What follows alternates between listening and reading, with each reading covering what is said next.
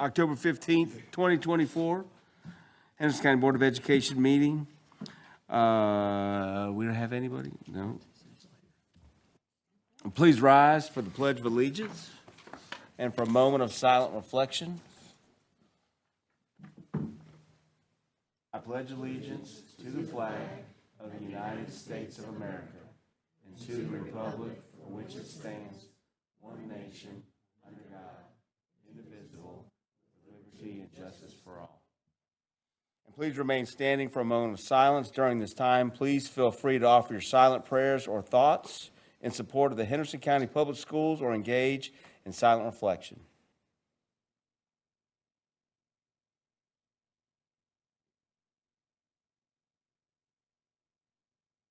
Thank you.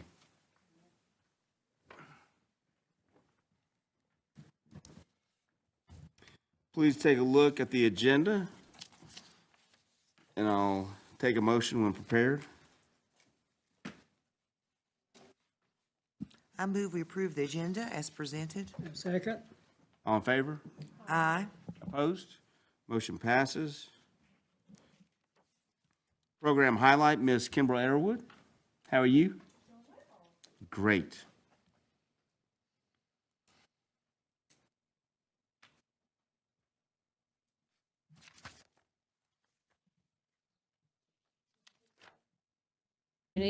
Our first responders, power companies, and everyone that has contributed to recovery efforts. Their dedication has ensured that our schools could open today, Tuesday, October 15th, and we are thankful for the support of these unsung heroes to our community and all that they have provided for our students, staff, families, and all of Henderson County. The photo that you see there on the screen is one of my favorites that I've used recently, mostly because it shows our beautiful mountains in the community that we all love and know and that has been affected.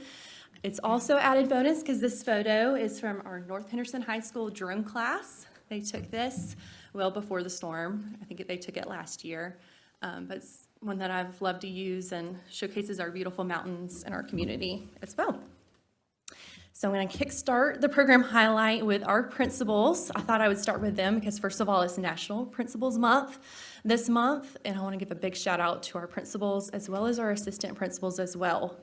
As we've all seen over the last few weeks, there are many heroes in our community, and our principals are definitely among them. They are on our front lines every single day, and from day one after Hurricane Helene, they've been there checking in on staff, students, school properties, making sure everyone is safe and supported. They've worked at our distribution sites. They've delivered supplies to our homes, to homes of our students and our families and our staff. They've attended daily principal meetings to give updates, ask questions. Their leadership and dedication during this time are a testament to the strength that they bring to Henderson County Public Schools. So I wanted to be sure to highlight them first. You'll see up on the screen, that's our 22 principals at our 23 different schools, and also a big shout out to all of our assistant principals as well, who have been there from day one as well. Just a few photos from the last couple weeks. The top left photo are all of our principals. The Education Foundation presented them with their spring fund checks early. So those are $1,000 checks that they can use that go directly to their families at their discretion. Dr. John McDarris is in the top right at the rugby distribution site. That was the day that we had ice, so that was a big day for our community, and started handing those out at all of our distribution sites. Bottom left, we have Miss Amy Cleveland at the Wildcat Spirit Day, and then also some principals at one of our principal meetings after Hurricane Helene. Next, I would like to give a big shout out to technology. As we have all realized, our crucial technology over the last few weeks, especially when our phones and internet no longer worked, our small but mighty technology team back there didn't miss a beat. So you can see all the bullet points there of everything that they did, and I'm sure there's much more that is not on this list as well. So they supported our resource hubs on HCPS campuses to aid in recovery efforts.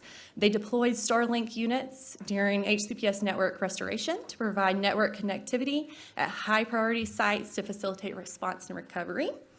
They relocated and redeployed 18 Chromebook carts, so that's including 299 Chromebooks and necessary accessories. They moved critical administrative, child nutrition, Identikit, and other essential technology equipment to Atkinson, or from Atkinson to the Boys and Girls Club location. They procured, assembled, and deployed 16 TV cart units at the new Boys and Girls site. They established an external to internal VPN connection to allow Atkinson to function as a satellite network location for Atkinson Elementary. Set up HCPS wireless network infrastructure at the Atkinson Boys and Girls Club. Restore traditional network connectivity to all of our sites prior to returning to school today.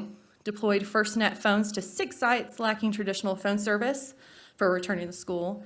And they also wrote custom scripting for individual school websites to display relevant school-specific information.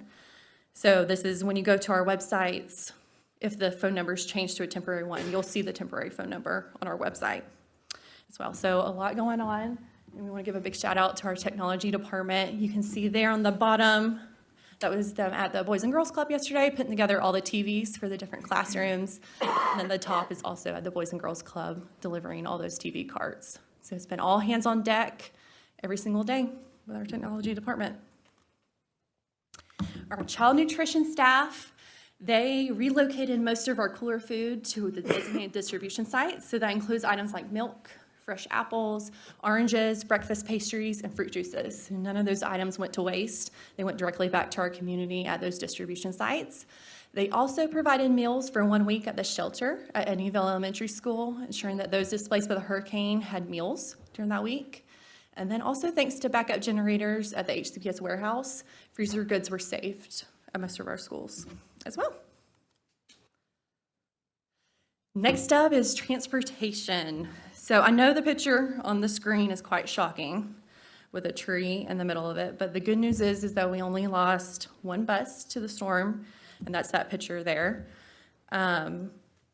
Shelley Brown and her team has worked closely with our school principals to adjust bus routes. That's a big undertaking, as we know all of our roads right after Hurricane Helene.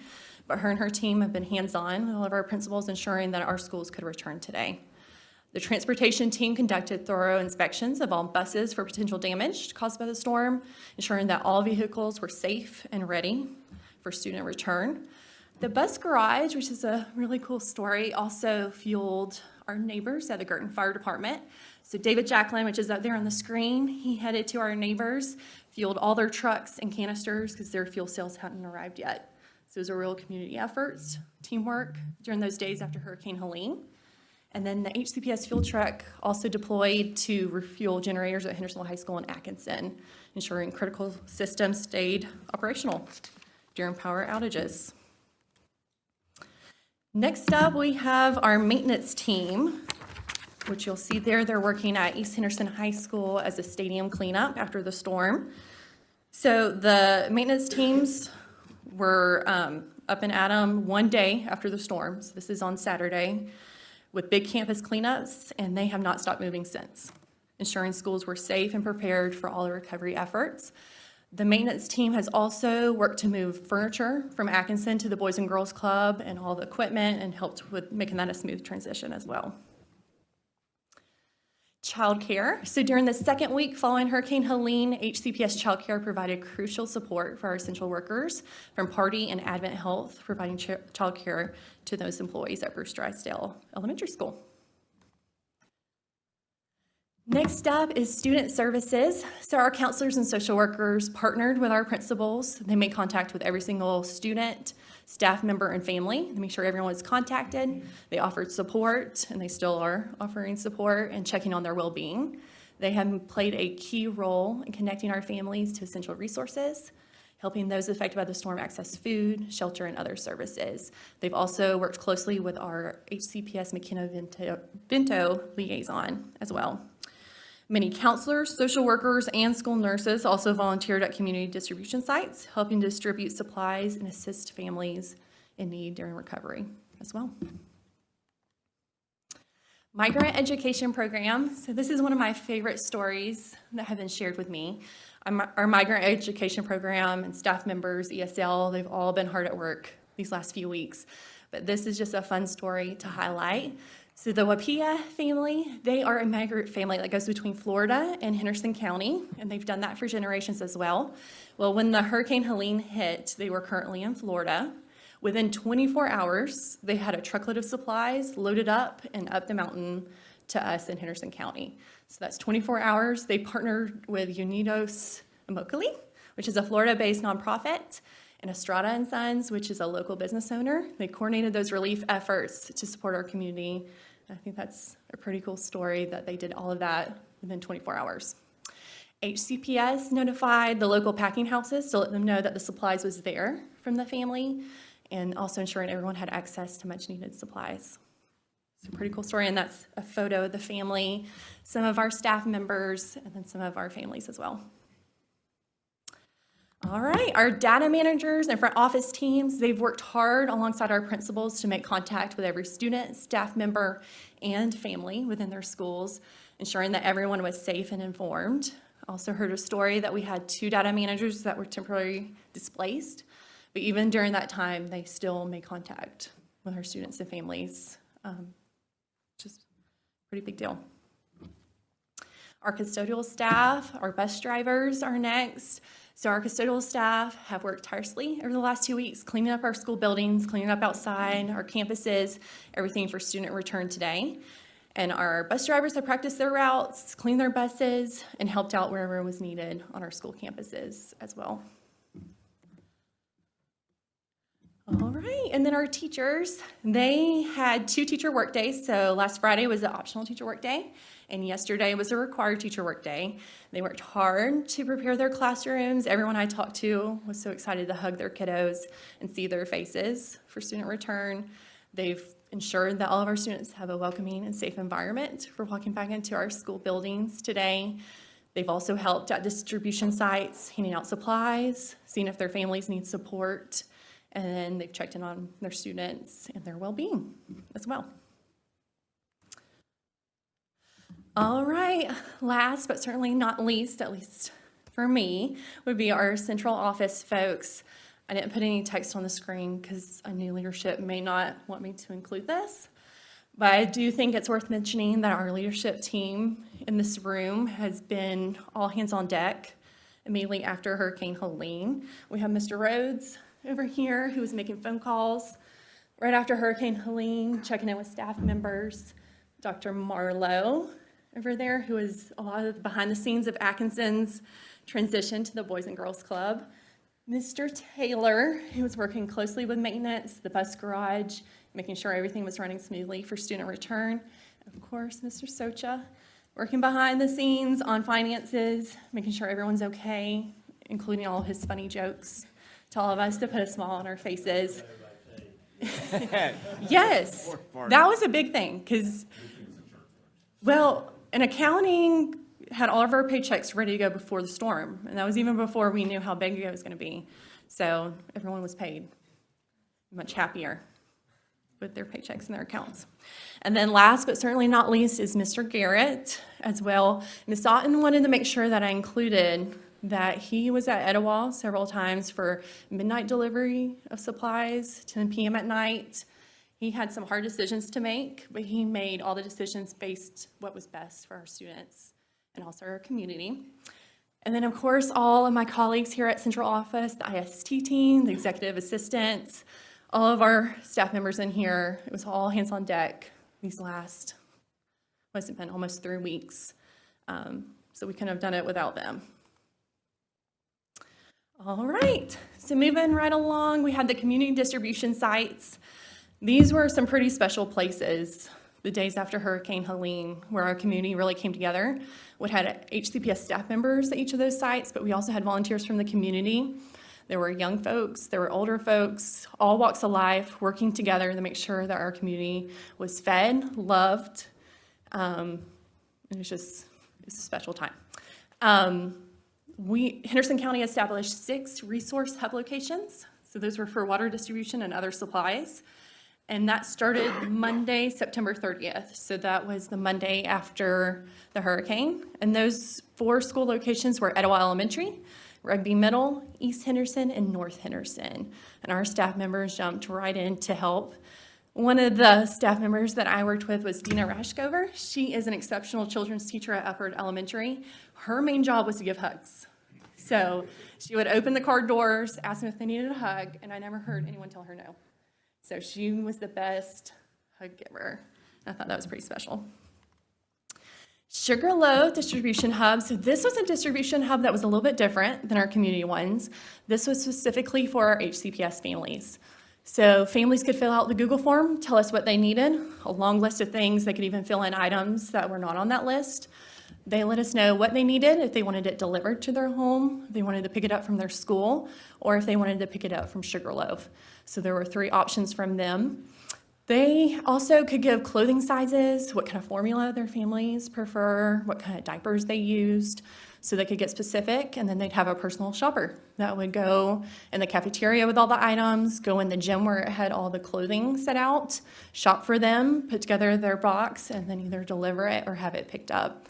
I would also like to give a big shout out to Miss Ashley Newcomer, because she headed all of this. She worked countless hours late into the night putting this all together. And it was really a big team effort with staff members, but Ashley Newcomer headed this off, and it affected over 285 plus families.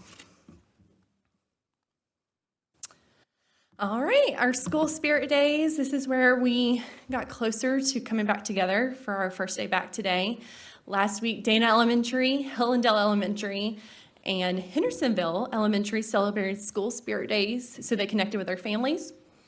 They reunited with one another, they shared supplies, they played, they just got to see each other and hug each other. This quote is from Miss Amy Cleveland at Dana Elementary. She says, "My heart is so full from our Wildcat Wednesday. We went through 320 hot dogs, 150 chicken sandwiches, and I think I gave out that many hugs, if not more. Hearts were linked together today." So it was just that little bit of hope that we're almost back together, see each other, hug each other, and just a little bit back to normalcy. All right, then we go to sports and community, because as some of y'all may know, our sports started back last week, which I think is what our kiddos needed. There's something about being together with your sports teams. So that top picture there with the hot dogs, East Henderson High School, last week their football team had a hot dog, they called it Shindig, together. So they invited families, the football team, just gathered around, ate hot dogs, and we're just happy to be together. The photos with the cases of water, that's Hendersonville High School's football team. Their first practice was last Monday. They conditioned, they practiced, and then immediately after, they moved countless cases of water for a local church. I think it took them a few hours. I think by the end of the day, they were very tired after practicing for the first day. And then we have down there, the North Henderson High School volleyball team. They made a special appearance at the Dana Wildcat Day that I spoke about before. They handed out resources to families, they hugged kiddos, they handed out books. It's just a real community effort. Although we all went through a hard time with Hurricane Helene, there's a lot of good that came from it as well. And I realize community has 3 M's there. Sorry about that. All right, and next up is Atkinson's Elementary's temporary home. I know we've touched on it before, but Atkinson Elementary did sustain some flood damage from Hurricane Helene, so we do need to get in there and replace the floors before students can safely return back to campus. But thanks to amazing community partners like the Boys and Girls Club, the whole Atkinson family gets to stay together. So that means our teachers, our students, office staff, school resource officer, child nutrition, the whole family is together in the Boys and Girls Club. It's a beautiful facility. The classrooms are nice and big, and each room or each subject, even the specials, have their own room too, which is pretty neat. So I'm gonna play just a little bit of a virtual open house for Atkinson. I'm gonna skip ahead so you don't hear my annoying commentary of the car rider line. Play it off. Okay. Car rider line's the best part. Information about the car rider line for tomorrow. So you're going to make your way down Ash Street, right in front of the Boys and Girls Club. There'll be folks with vests on, and we'll have flags. And you're going to make your way to the first stop sign here, and you're going to take a right. You'll take a right at all the stop signs. Families, welcome to the Boys and Girls Club. This will be our new home for the next several months as our floors in the school are being renovated. So we're going to give you a virtual tour, and we cannot wait to see you tomorrow.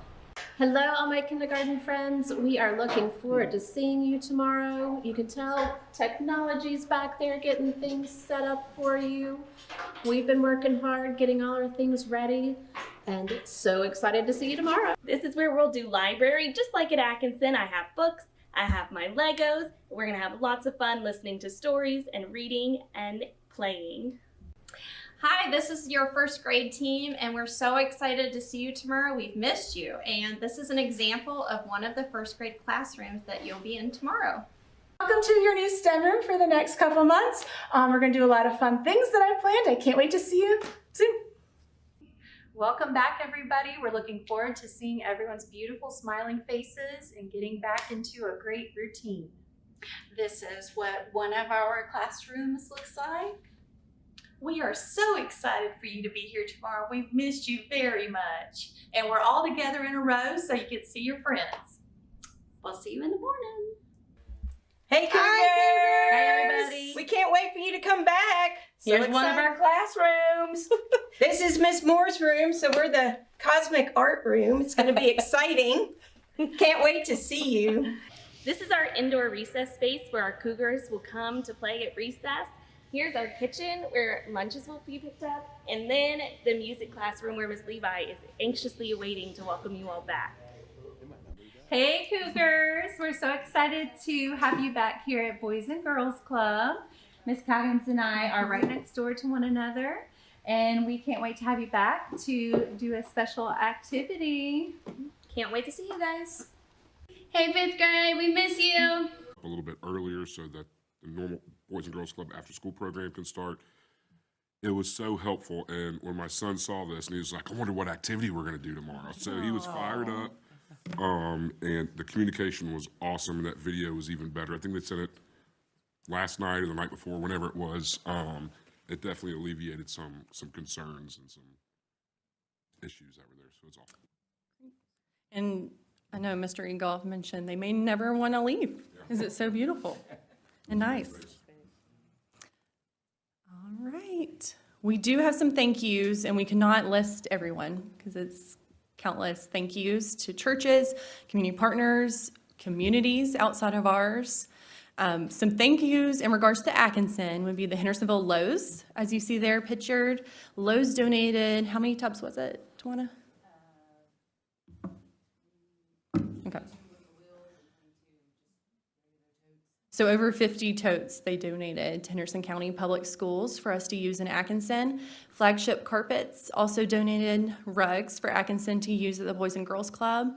And then a big thank you to the Boys and Girls Club for opening their beautiful facility for our Atkinson Cougars during this time.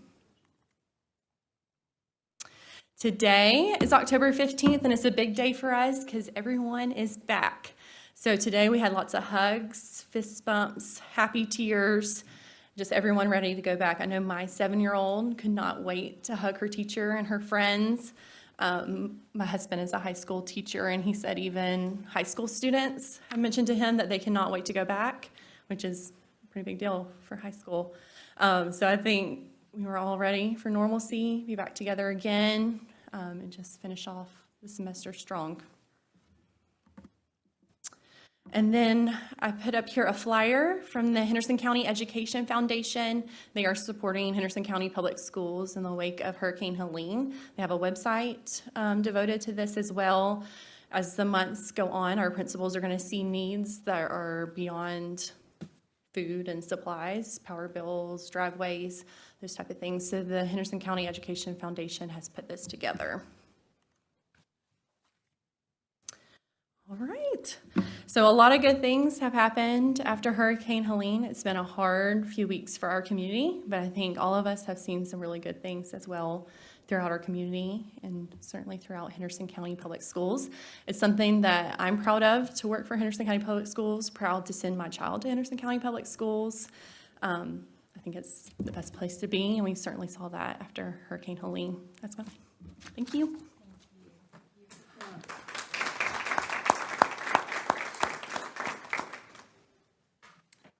Board member observations? Yeah, I have one. You gave us a moment of silent reflection. I think we needed about an hour, all of us. I mean, there's, you know, I'm not sure I've taken a lot of time to kind of reflect on what these last 3 weeks have really been like yet. It's been busy and hectic, and there's not enough thanks to go around to all the people that supported everyone else. I met neighbors I never knew. It's been a humbling experience, but it's been an awesome experience to see our community come together. I'm so happy that kids are back in school and we can safely get them there. I'm immensely happy that the Boys and Girls Club worked with us, and Kent Parent, a former employee, is now the CEO, and I think he was only on the job a week before, maybe 2 weeks, something like that. Yes, so I think it was that Monday he started, right? And that is a huge lift to basically move a whole school into a new facility, and then hopefully let out went well today, and they got the after-school kids came in, but it went very well. They were done at 3:02. At 3:02? Yeah, awesome. Day one, 3:02. That's really good. That means it'll get down even closer. Yep. Thanks to you. I mean, I talked to you several times during this, and I know you were putting in the hours when you finally got out of the house. It's a heavy lift for everybody, and so many thanks. Very appreciative, and you mentioned something, I think, at the Board of Commissioners meeting about you've only been here for a couple of years, but you can see what a great community that we have, and I think it's really true, and it really shined through, and I think it's going to continue to shine through over these next months, years, however long it takes for us to get everything back to semi-normal. So that's it. Well, I want to say, Kimberly, you did an amazing job.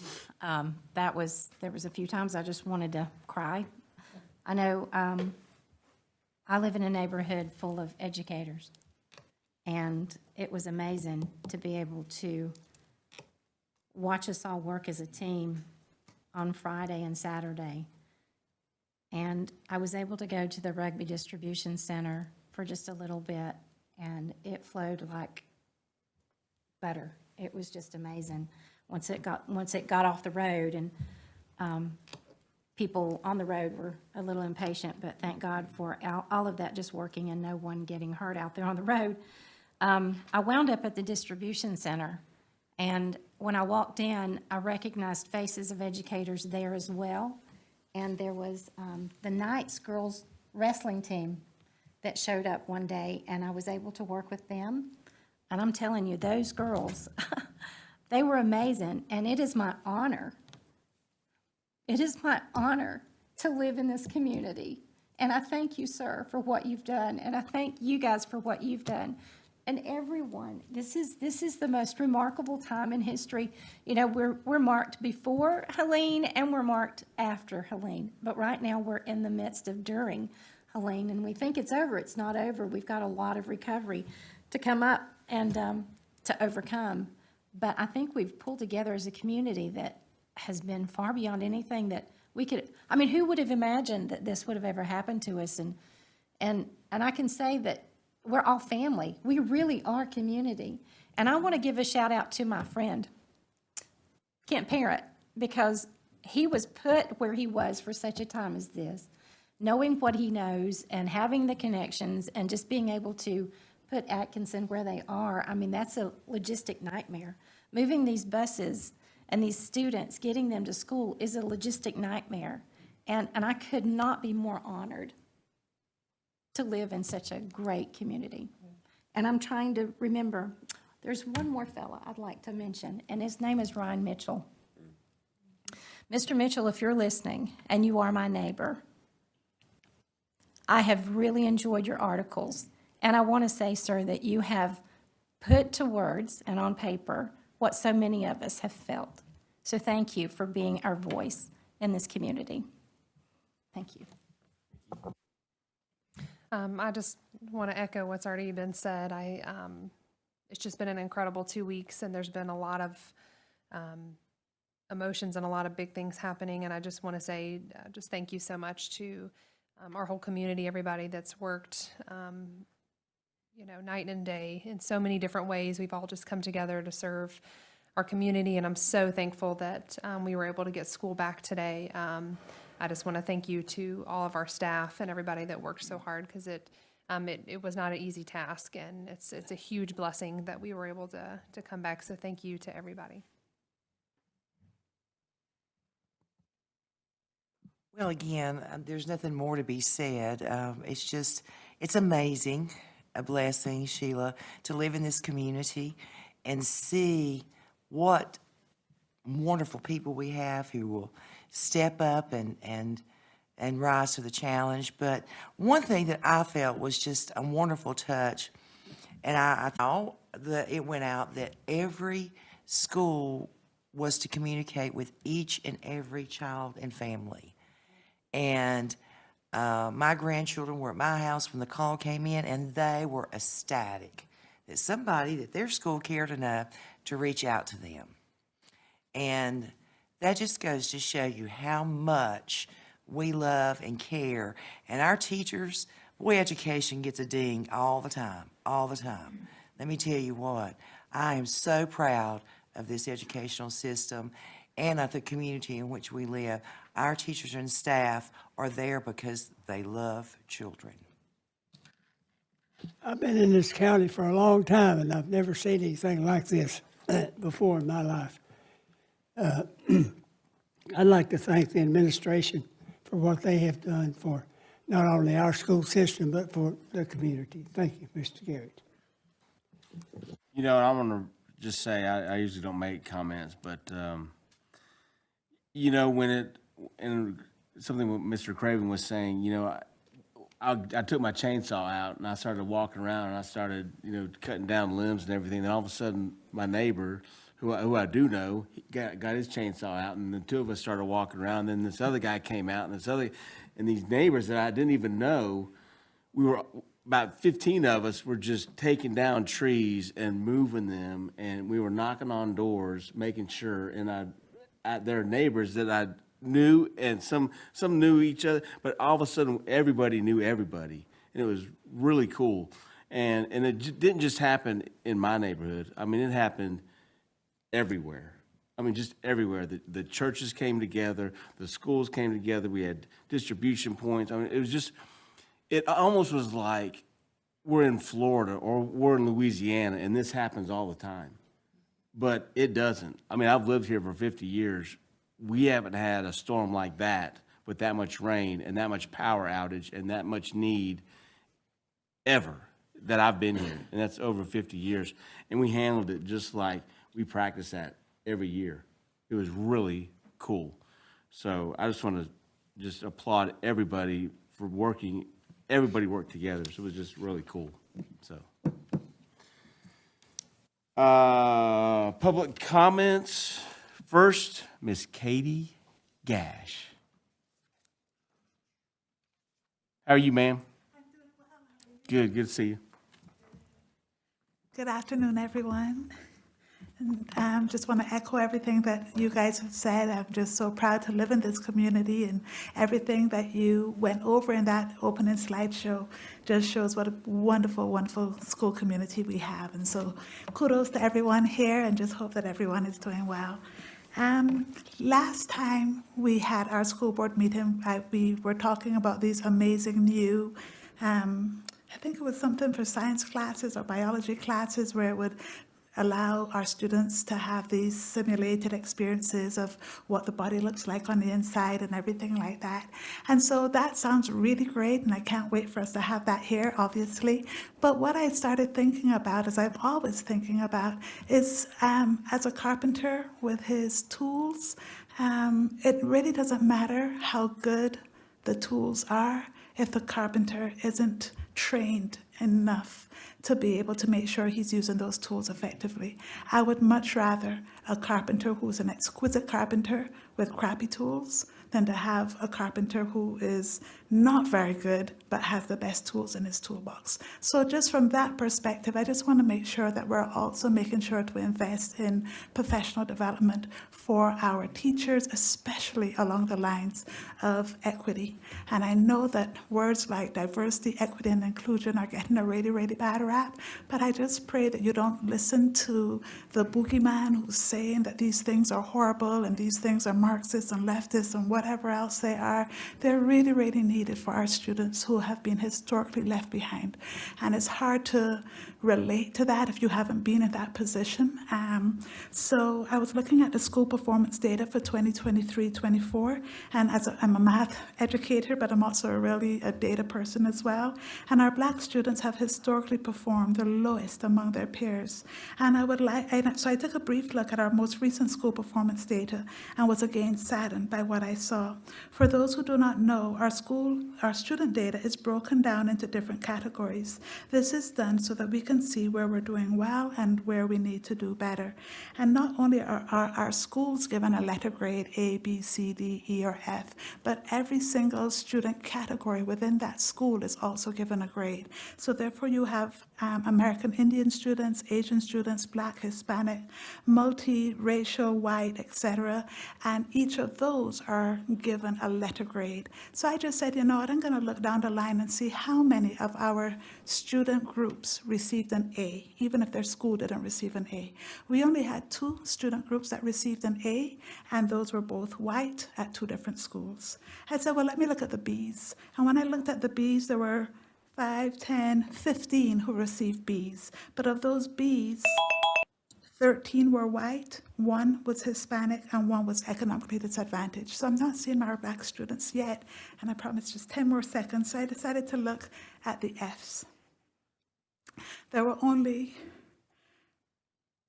2 schools that had enough students, enough Black students to register, because you have to have a certain number of students in order to track.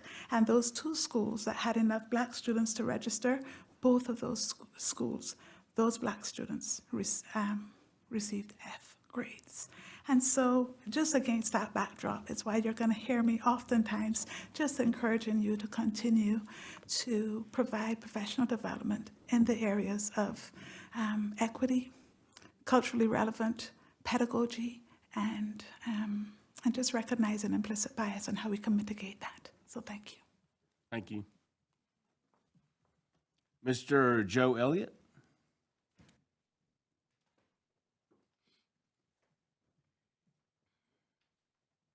Afternoon, sir. How are you?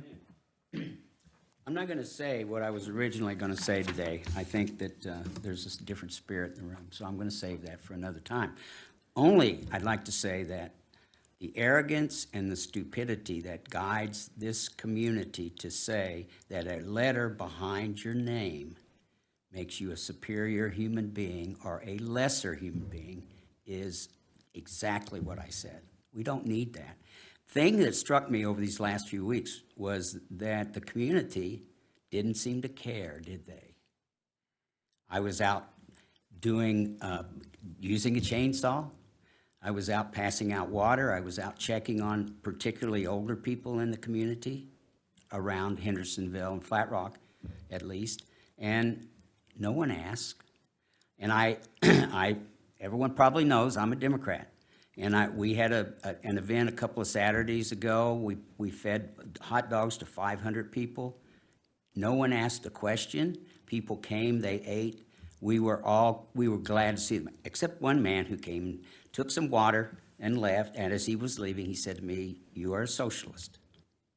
And then he said to me, "I don't want our community to become another Cuba." Well, folks, I'm sorry. That's not what we should be taking from what happened to us. We need to learn to come together, not do this, do this. It's pretty simple. Amen. Thank you. Ms. Joyce Marsteller and friend? Oh. Forward. Come on, Lightning. Yeah. I think we all could, couldn't we? I feel just like one of the kids coming back to see you all. I don't want anything changed. It's as far as your faces. And I've prayed for you more than you realize because things were going rather rough and we didn't expect it. But you know what? God knew. God knew this whole thing was going to happen. And he wanted to show us the kind of love that we should be having all the time. I'm really proud of our churches course, being a Christian, a little prejudice, but I really am. We had food, we had hot showers, we had things that were just worth their weight in gold. You know, your money is great, but it doesn't fill your stomach, and it doesn't clean your clothes, and it doesn't feed your horse, or any of the important things. And I'm just so thankful that we do live in this community. And I'm so thankful for you. And I ask you to go out and vote. Vote. Well, this is not against anything. This is a spiritual warfare. This is something that is good, or evil. and this is what it's all about. This is not against flesh and blood. I love every one of you. I don't care if you're Democrat or if you're a dog or if you're anything. I love you because God does. God cares about us. God wanted us to see how we can and should work together. And for the betterment, every one of you here for the kids.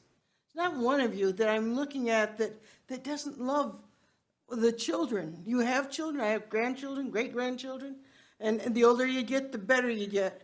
And I'm 80, and I love it. I've enjoyed every aspect of my life all the way along. And it's because I have a faith that takes me above what's happening. Corrie ten Boom, I might have said this before, but I love it. She said, if you look around, you get oppressed. You look inside, you get depressed. You look at Jesus, and you become at rest. And that's what we needed. And we need it now. We need to have that opportunity to rest in Him. Know that this was no surprise to God. He will use this. He did not create it. He did not make it. But He will use this to point you to His very hope. This is our hope. It's the stronghold of who He is in us. And we must always remember to be kind to each other, to be able to reach out and not look at each other as Democrat or Republican, even though we're going to vote. And if you vote like I do, you're very good. And, I just know. Well, truth is truth. And I just thank you so much for the opportunity to live here. God bless you. Amen. Job. Okay, if we could look at the consent agenda, and I'll take a motion when ready.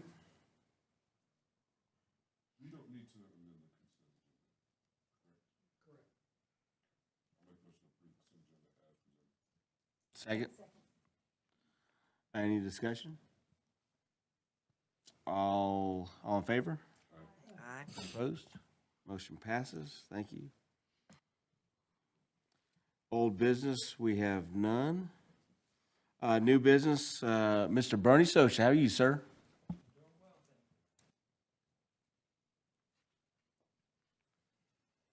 All right, well, you see what's on the agenda in front of you. Got a big one in there.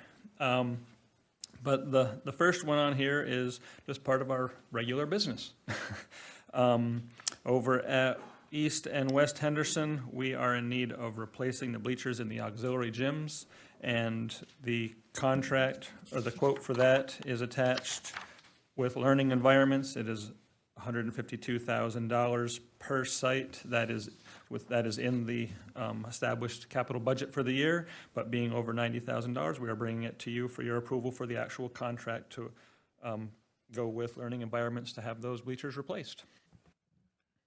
Question. I know they said that they're plastic. Are they the same plastic ones that are at Innisfil Middle School? That I do not know. Do you know, Mr. Taylor? Hopefully not. No, sir. And we're looking at this same company for a price to fix those. To fix the ones at Innisfil Middle School. Because those are. Yes, sir. Cool. Yeah, we made sure of that. Yeah, I just I was reading through the contract and I looked and it was reading that they can retract and all that, but that they're plastic. I just want to make sure they weren't that plastic. Good. Thank you, Mr. Taylor. Any other questions? Okay, now for the biggie. We had to do a motion on this one. We can do them both together unless Mr. Campbell tells me otherwise.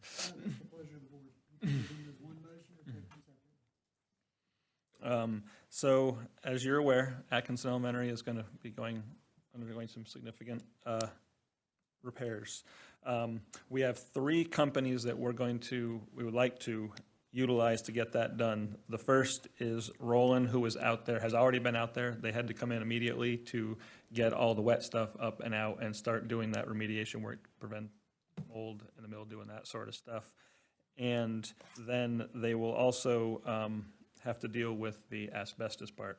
So we don't know yet exactly what that is, what that cost is going to be. That Chad has been working very hard to try to get that specific information, but they are still evaluating the site, and they will give us that information as they have it available to us.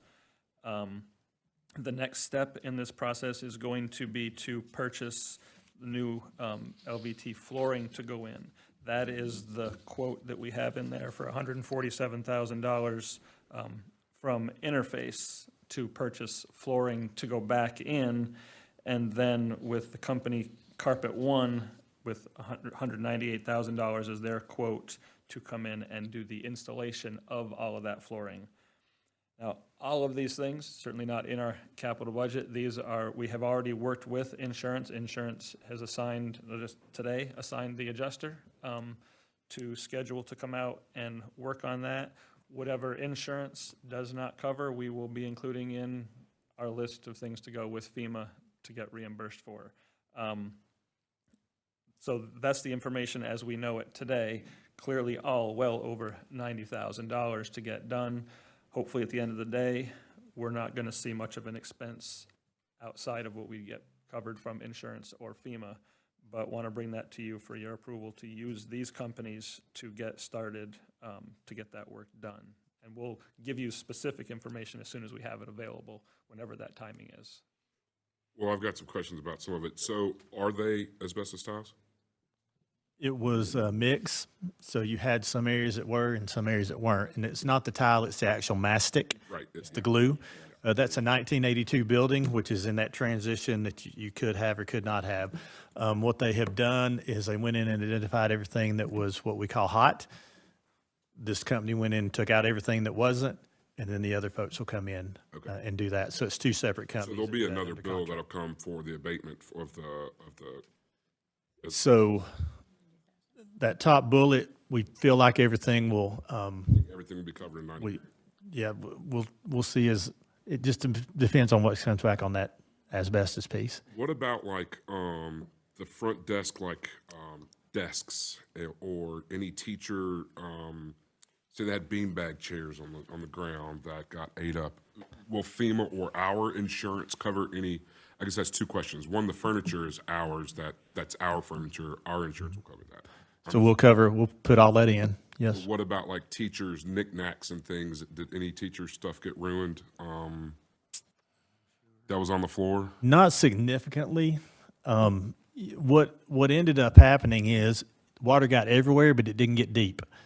So it skimmed the entire building. Okay. And we actually have a video of it coming in the front door and the side doors. Came in about 8 o'clock and was gone about 9 o'clock. So it was only in there about an hour. So it didn't really do a lot of damage. It just got everywhere. And I know we're in the middle of replacing all the HVAC and the heating units there. Did any of those floor models get messed up? Okay. No. The other piece that I'll update you to is when you see Interface and Carpet One, those are the companies that we have been using in some flooring replacement. So we've got a relationship with them and they are on state contract. The Interface product is an LVT, which means that if you have water again, it will not do this type of damage. You won't have to pull it up. It comes in blocks where we can actually do it singly. And Carpet One is who did the installation of some different projects, but most specifically, most recently, the flat rock carpeting. We use a standard gray so that we keep some of that in stock. And so that is why the LVT is a little bit more expensive than doing some of the other. This comes out to just a little bit over $8 a square foot, though, which is not a terrible price. Installed. Okay. Any other questions? Take a motion. I move that the Henry County Board of Public Education approve the purchase and contracts as presented. Any further discussion? All in favor? Aye. Opposed? Motion passes. Thank you, sir. Thank you, and like I said, we'll keep you posted on the progress of that and final numbers. Oh, dates, time, do they have a timeline? I know we said 8 weeks to 2 months, but is that an accurate timeline? Hopefully. So the original estimate was 4 to 8 weeks, depending on the abatement. So that 8 weeks is kind of the big safe number that we're using right now. So we're just hoping that hopefully by the second semester, those kids will be able to come back from Bruce Drysdale back into, from Boys and Girls Club back into Atkins. If not before, yes. Okay. The flooring is in stock. We've got that secured, and the company is ready to go once this cleaning company is out of the way and the restoration is done. Low performing schools requirement, Mr. Garrett. How are you, sir? Doing well. Glad to have kids back in school today. I can tell you that, and we've had celebrations all over the district as a result. I stand here before you this evening with one of the requirements that we have to do for our schools that have been identified as low performing. We did reduce that number this year from 6 to 4, but we do have 4 that have to go through this process, and there's a timeline. If you remember that over the last couple of years, there's a timeline that we have to adhere to, and that timeline starts really earnestly today in this meeting, and then it'll click forward. So just wanted to remind you of what that process looks like, and then Dr. Marlowe is going to come up and talk to you specifically about the school improvement plans that they've already been working on for these 4 schools. So here are the requirements through general statute. They're defined based on our school performance grade and EBOS growth. They are schools that received a performance grade of D or F and either met or did not meet expected growth.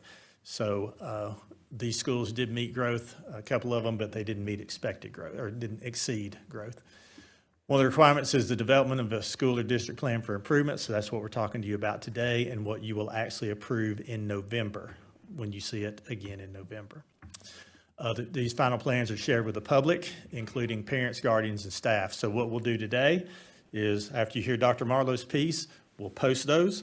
We'll have a 30-day period for folks who can make comment, and then we'll come back in November for formal action that we will then submit in December to the state. If a school has been identified as low performing as provided in the section, the school is not located in a local school administrative unit identified as low performing, the following actions shall be taken. So we are not a low performing district. We have 4 schools that are classified as low performing within our district. So here's your steps. So this is number 1 for me.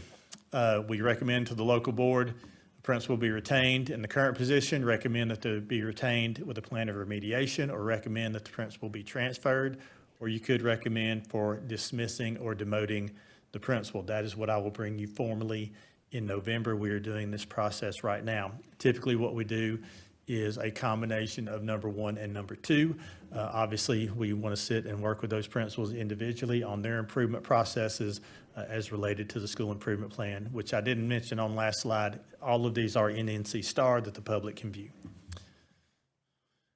Step 2, within 30 days, we have to submit to you, the local Board of Education, a preliminary plan for improving both the school performance grade and the growth score, including how we will support that work and monitor the progress through that work. And parent notification. So each school will send out parent notification within that 30 days. So again, starting today, we'll have the 30-day time clock on us.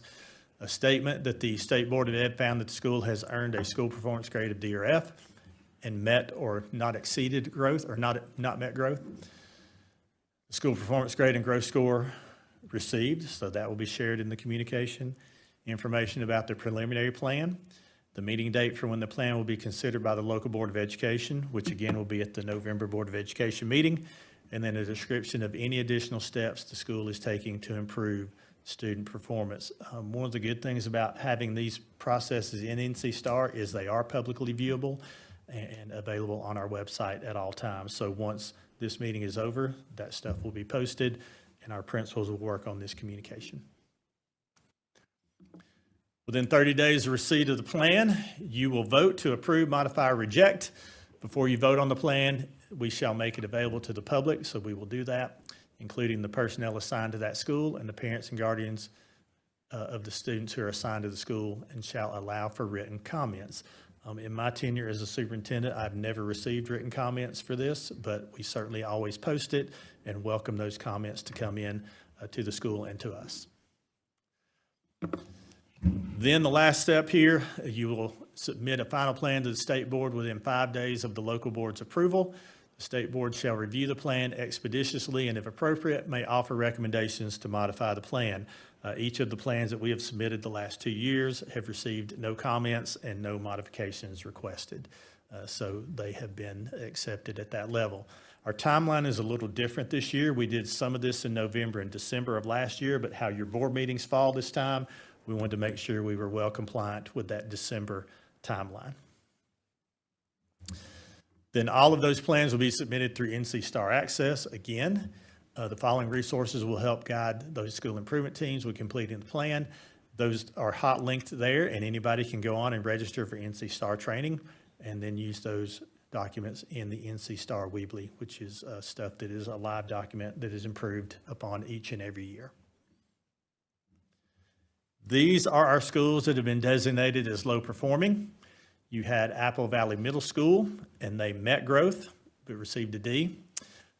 Dana Elementary School did not meet growth at a grade of a D. Edneyville Elementary School did not meet growth with a grade of a D. And Hillendale Elementary School did not meet growth with a grade of a D.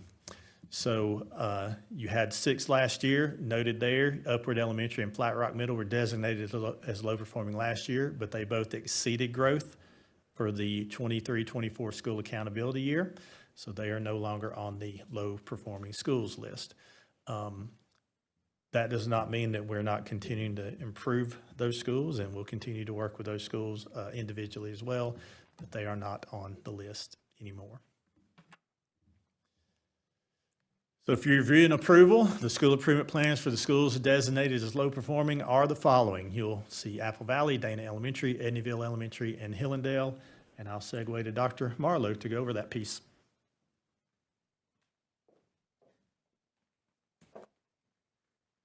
So as Mr. Garrett mentioned, we have modified the timeline this year for you so that we can stay in compliance with when our schools actually have to submit their plan in NC Star. There's a date when they actually press the submit button.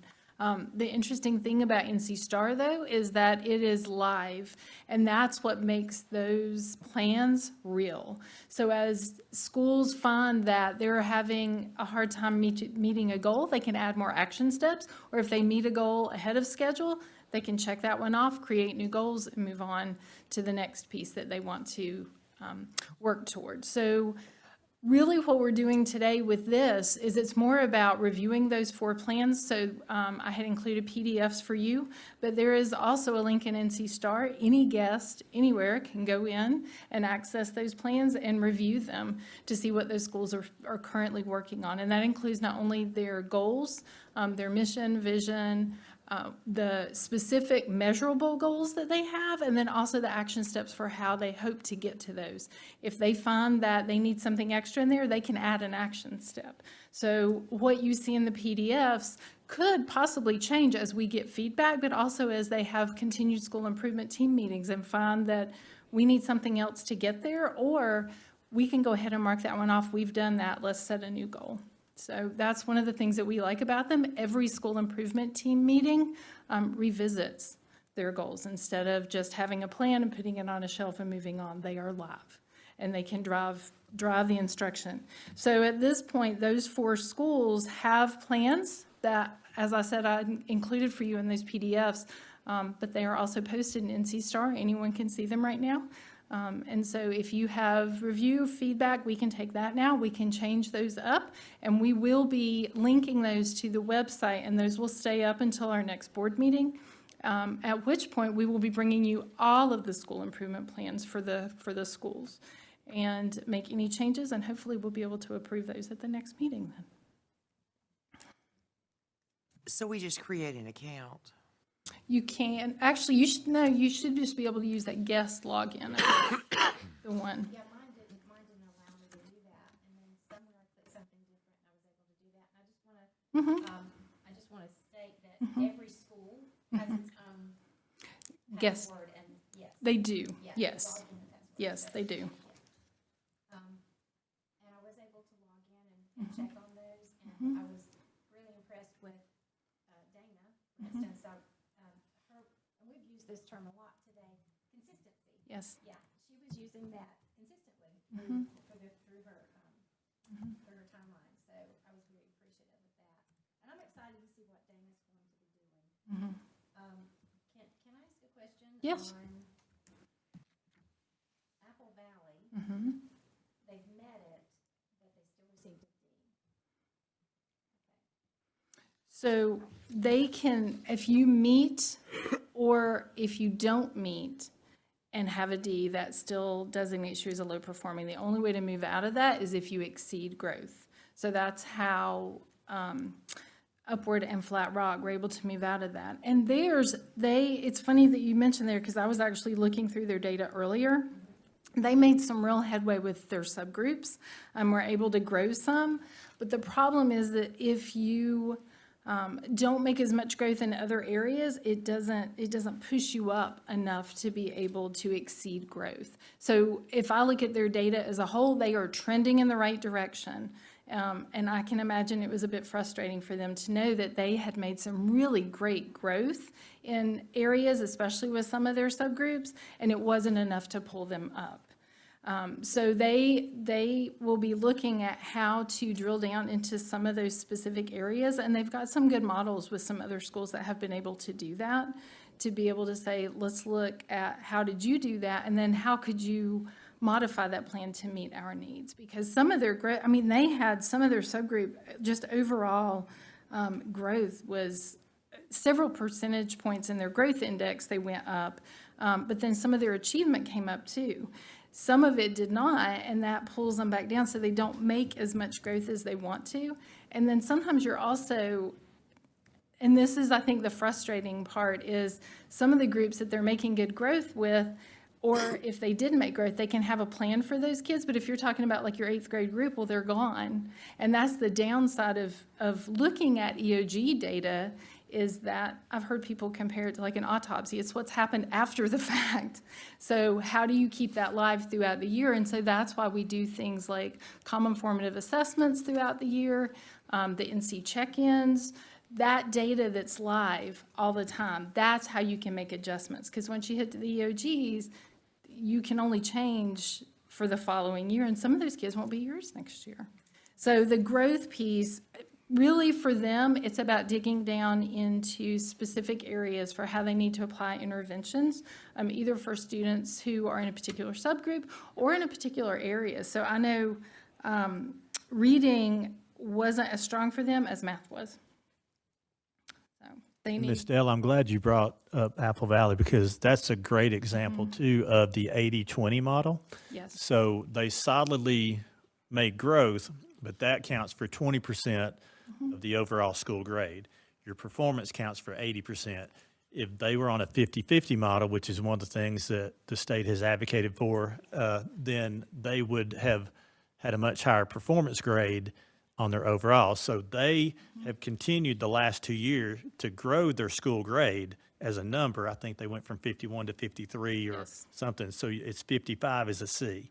So they have been marching incrementally away from the D into the C range, but that 80-20 model skews it on that performance side. So that is a good example of that. Okay, and so I think I can go ahead and say, I don't know if you guys have seen the legislative, the North Carolina School Board legislative proposal for 25. You've seen it. So yes, let's hope that passes. So yeah, the things advocated for are either 50-50 or give a growth grade a performance grade and an overall grade, so that you can, you might be an A in growth and you might be a D in performance, and then your overall would be a C or something of that nature. But the 50-50 makes the most sense based on what we do. If we're going to keep the same accountability model, let us count half and half. That would have pulled Apple Valley completely up and out. Probably.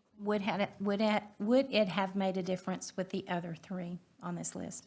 I would And I have know to go in. that's a tough question, but Yeah, I'd have to go in and look specifically at theirs, but all of them have shared that they feel like they grew kids last year. And at the end of the day, like the achievement rate is like a bar that you're trying to hit, but growing kids will get you there. Okay. And they feel like they're trending in the right direction. And we feel like they've got good plans, like you said, like looking at some of their plans, they were trying to be extremely intentional about what they're doing. And in talking to schools like Flat Rock and Upward, who managed to come off that low-performing schools designation for this school year, that's what they did. They looked at alignment, they looked at intentionality about what specific interventions they were providing for students. They looked at best practices, so they're going into classrooms, they're giving feedback, being present. I love that one of the schools talked about being present, and both of them talked about ways to give feedback and having open discussions about what our students know, what do we still need for them to learn, and how do we get them there? And even what do we do when they have learned that? What's the next step? So I think those levels of intentionality are what you do when you've got this kind of data. And it does allow you to be able to dig down, but we need data throughout the year as well. agreed. Well, I just want to give a shout out to Upward and to Flat Rock Middle for reaching that goal, for having met it, and even for Apple Valley for having met it. And I look forward to Dana and Edneyville and Hillendale all rising up. And I know it's there. I understand the formula is kind of like it works in opposition. So hopefully we can get that changed. Thank you. Thank you. Thank you. And if anybody has any additional feedback that I'm more than happy to share, we will be getting those school improvement plans for those 4 schools posted so that we can get community feedback should anyone wish to give any. And that during that same timeline, those parent letters will go home that we're required to send. So we are in the process of finishing those up with translations and things. So schools will personalize those with things that they have been doing over the last year so that it really speaks to what they are doing and the efforts that they are putting in. Those parent letters will also have the login information and the ways that they can access. So if you have comments, please submit them, and then we'll make sure that parents know that they have that ability as well. What data across all of our schools have you seen that correlates with a low-performing student? I know that I'm looking at something now. Some of this is I'm wondering how they came up with a little bit of the subgroups. One in particular, economically disadvantaged, are they just using free and reduced lunch applications for that? Or what if they didn't apply for it?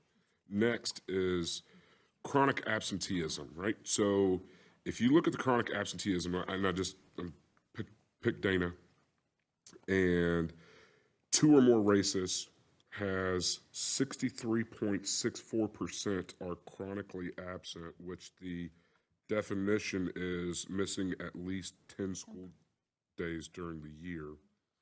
But then I went back and I looked at the actual number of students that, my computer's a little slow, that identify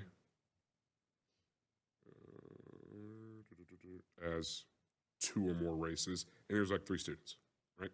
So how does that data, I'm a data guy myself, right? Like, so how do we reach those individual students? How does that, I'm asking like 12 questions in one. How do we do better? Well, so part of that's done at the classroom level. I mean, you're really identifying those 3 kids. Who are they and what do they need? And we do have data throughout the year that we can look at that. But when you look at the overall accountability, they are looking at very specific areas. And so, for example, the areas that they pull, I'm trying to pull my little thing here, make sure it aligns. Yeah, so they look at all students, they're looking at female, male, Asian. A lot of us don't have, you have to have a certain number in a subgroup. And so some of those you will not have numbers, and they'll say you have insufficient data, which is probably what you're saying. Chronic absenteeism does not figure in, but we do have what it says multi, which would be 2 or more races, Hispanic, Black, white, economically disadvantaged. I'm trying to think, there's several other. Students with disabilities are multilingual learners, which is ELs. And then there are, in some of the data that we actually look at that principals get as well, they will look at, trying to think some of the other abbreviations that are in there, foster students, but that, again, all these things are being pulled out of Power School, and students who belong in military families who are moving around a lot. So those are some of the things. Those are not necessarily measured out, but they do allow the principals, in some of the reports they show, and then some of the others they don't. It depends on how many students you're looking at, but it allows them to pinpoint, like, which kids are we looking at, and are there specific interventions that we need to put in place, and what do transition plans look like if you know you've got a student? How can everybody be speaking the same language if somebody's got a lot of mobility? And being able to dig down is what makes the data that we get really important. Speaking that same language is also part of it. So we try to stick with what accountability systems are in place in North Carolina, because that will provide us with consistent language. Some of the things that you might be looking at, like the chronic absenteeism, we look at that all the time. If they're not here, we can't teach them, and we also can't provide interventions for kids that aren't here. So that's a challenge, and so you got to get them here first. So I clicked on the thing again about economically disadvantaged specifically. Again, how does that get measured? So my understanding is you're looking at students who are qualified as free and reduced. Last year probably looks a little bit different because we didn't fill out free and reduced forms, so the data would have most likely looked a little bit different. It's only how they pulled out the community eligibility provision, because they wouldn't have those free and reduced forms that look the same. See what I mean? Because this is 22-23 data. We don't have the 23-24 data on the NC STAR, right? Correct. Right. So 75% I just saw of Dana is free and reduced. 80%, 80.5% are considered economically disadvantaged. So I was kind of, how do you figure, where does that come from? Where's that 5 points? So is that of the district or of particular? Just Dana. So 80, and really, I'm trying to think, because our numbers were not that high in free and reduced last year. So this is 20, yeah, it says 51.6 for the state. For Dana Elementary, this is again 22-23. 80.5% are economically disadvantaged. And then I went back, that's I was looking at the subgroup data. Then I go back to the school or district data, and it says free or reduced lunch, somewhere in here it said 75%. If you're looking at then yes, that would be true. Yeah, how do you get the extra 5 points is what I'm trying to say. How are we qualifying people? For free and reduced? No, for the economically disadvantaged without having that form filled out. How are we saying? Well, the other thing is their free and reduced rate is a K-5 rate, but EOGs are only grades 3 through 5. So, like, we have one number that qualifies for your school. That will throw all your data off if you. And I can't guarantee that that's the way that looks, but we don't, they do testing in K2, but it is not reported out. Right, it's not. It's reported in a different way. So Dr. Marlowe, or is the feedback that we get from our state assessments in 3 through whatever, is it such that we can disaggregate that data by curriculum standard at this point? And does any of that work come into what they're doing with the school improvement plans? It does. And so especially when we're using NC check-ins, I will admit this quarter has thrown a wrench into things. It is the check-ins, we're approaching those in a different way right now, but those are aligned with the end of grade test and with EOCs. So being able to use those check-ins, you're looking at testing questions that look very much like what they would get at the end of the year. And the way that the state is now doing that, they actually inform the tests at the end of the year. So EOGs, we really try to stick to. We still utilize SchoolNet, which is in NC Ed Cloud and provides EOG and EOC type questions. And then we actually have some schools that have been utilizing some additional platforms that have similar type questions. And they spend a lot of time in their professional learning communities, their PLCs, disaggregating data, drilling down into what that needs to look like. And I will say, Upward and Flat Rock especially, will say that's what helped them. In fact, I talked to the instructional coach at Flat Rock, and she was saying that's part of what they did. They wanted to know in their professional learning communities, what are our kids doing? What do they know? What do they not know? And what do we do to help them get there? So they're linking their interventions very tightly to that data. Okay. Yeah, that's the goal. And hopefully high time on task. Have y'all heard that anywhere today? You're correct. But you are right. You are right. Focusing on the right things for the right amount of time. What did Dana's score go up to in 24 on there? Oh, I don't have theirs with me right now. I don't have theirs. Shannon, I need to get you to help me get on the thing. I just can't get in. I'll help you. Okay. Thank you. One of the additional pieces we're seeing this year too is that alignment with the district strategic plan. So that is something that has been very evident. Dr. Marlowe and her team have done a really good job of making sure that those high leverage points that you passed as a board are reflected in those school plans. So as you are able to get on, you should see that same language and that same consistency as we talk. That's good. That's kind of what I was getting to, is that since 2017, Dana's score has gone down from 69 down to 48, right? And there's something there, right? And so hopefully we get over that hump to get them back on the right path. And then because I know I'm picking on Dana, we could spend hours on each one of these, but I forget what population they have that's Hispanic. It's at least 50%, something like that, right? Hopefully we can do some things in here to address several of the data points that aren't great, such as the reading that you just said. Science caught my attention. 40% were proficient, and I guess that's only 5th grade. Well, it that is. We're doing for this. In science, those standards are new this year. So last year was an installation year for them, so they were kind of half in the new, half in the old. And then this year is the implementation year. Okay. So the test data for science will be delayed this year, and we will not do second administration for those, any science course, because they're renorming. That shouldn't even be included then. Yeah, it was just, it's really jarring if you look, you got pretty bar graphs and circle graphs or whatever, like they're at 41%. Henderson County District's at 70-something% as far as the science proficiency. It's like, Well, and many times when you have a lot of second language learners, that vocabulary in the science. because it's all vocab. It's hard. It's all vocab. Well, I'm trying to remember, sometimes too, especially in 5th grade, you will find some of our schools that what we call either team or departmentalized. So, and if a teacher goes out, sometimes that can also impact scores.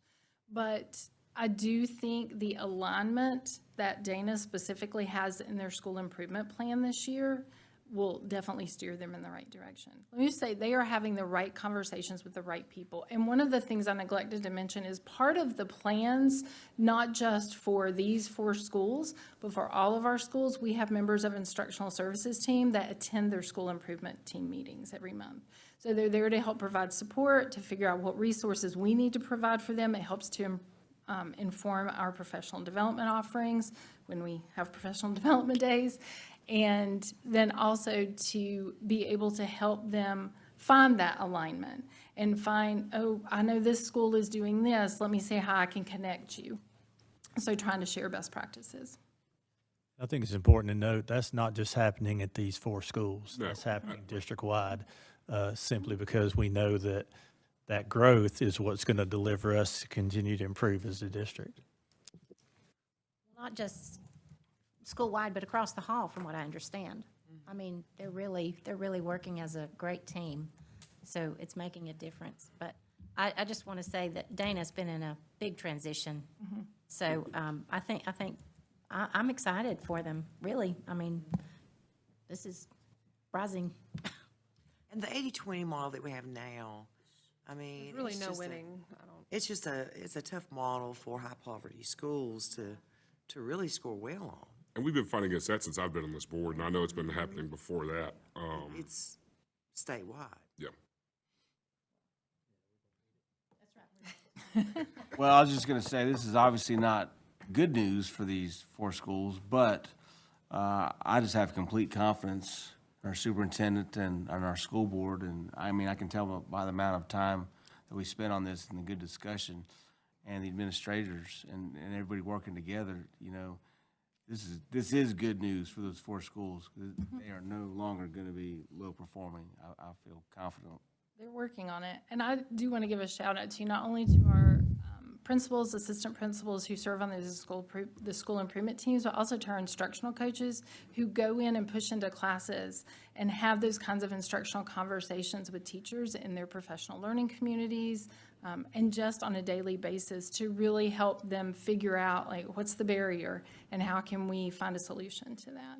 So I think that that's just really vital in helping us take those next steps. And, you know, I was really proud of them to be able to move from 6 to 4, and I feel like the others are trending in the right direction, but they just need continued support, so, yeah. And I want to add, you know, I think sometimes you can feel piled upon when you are designated as low performing. I will invite anybody who's listening right now, if they want to come with me and walk through a school, I will escort you through, and then you tell me it's a low performing school. We know that there are numbers that we've got to improve, and we're committed to doing that. We know that there are some opportunities that we have to continue to grow in those numbers, but I have done this in every district I've served. If you want to come walk through, and then after you walk through and tour with me, then tell me it's a low performing school, because there's wonderful things happening each and every day. I agree with that. And the walls tell the story of the progression of the students. It's beautiful. Thank you. I think we have this conversation every time that, you know, I think it's just really helpful to remind, like, it's not just a number to us. It's so much more. And, you know, while of course it is super helpful to have data and, you know, just to maintain that we're going in the right direction and we're making, you know, strides and that we have growth. But, you know, it is so much more to us, and we know that. And so I just always want even those that find themselves on the list to know that we know how special they are and how hard they're working, and we are just so proud of them. All right. Thank you. Thank you. Thanks. Up again, sir. Hurricane Helene and school response. Thank you, sir.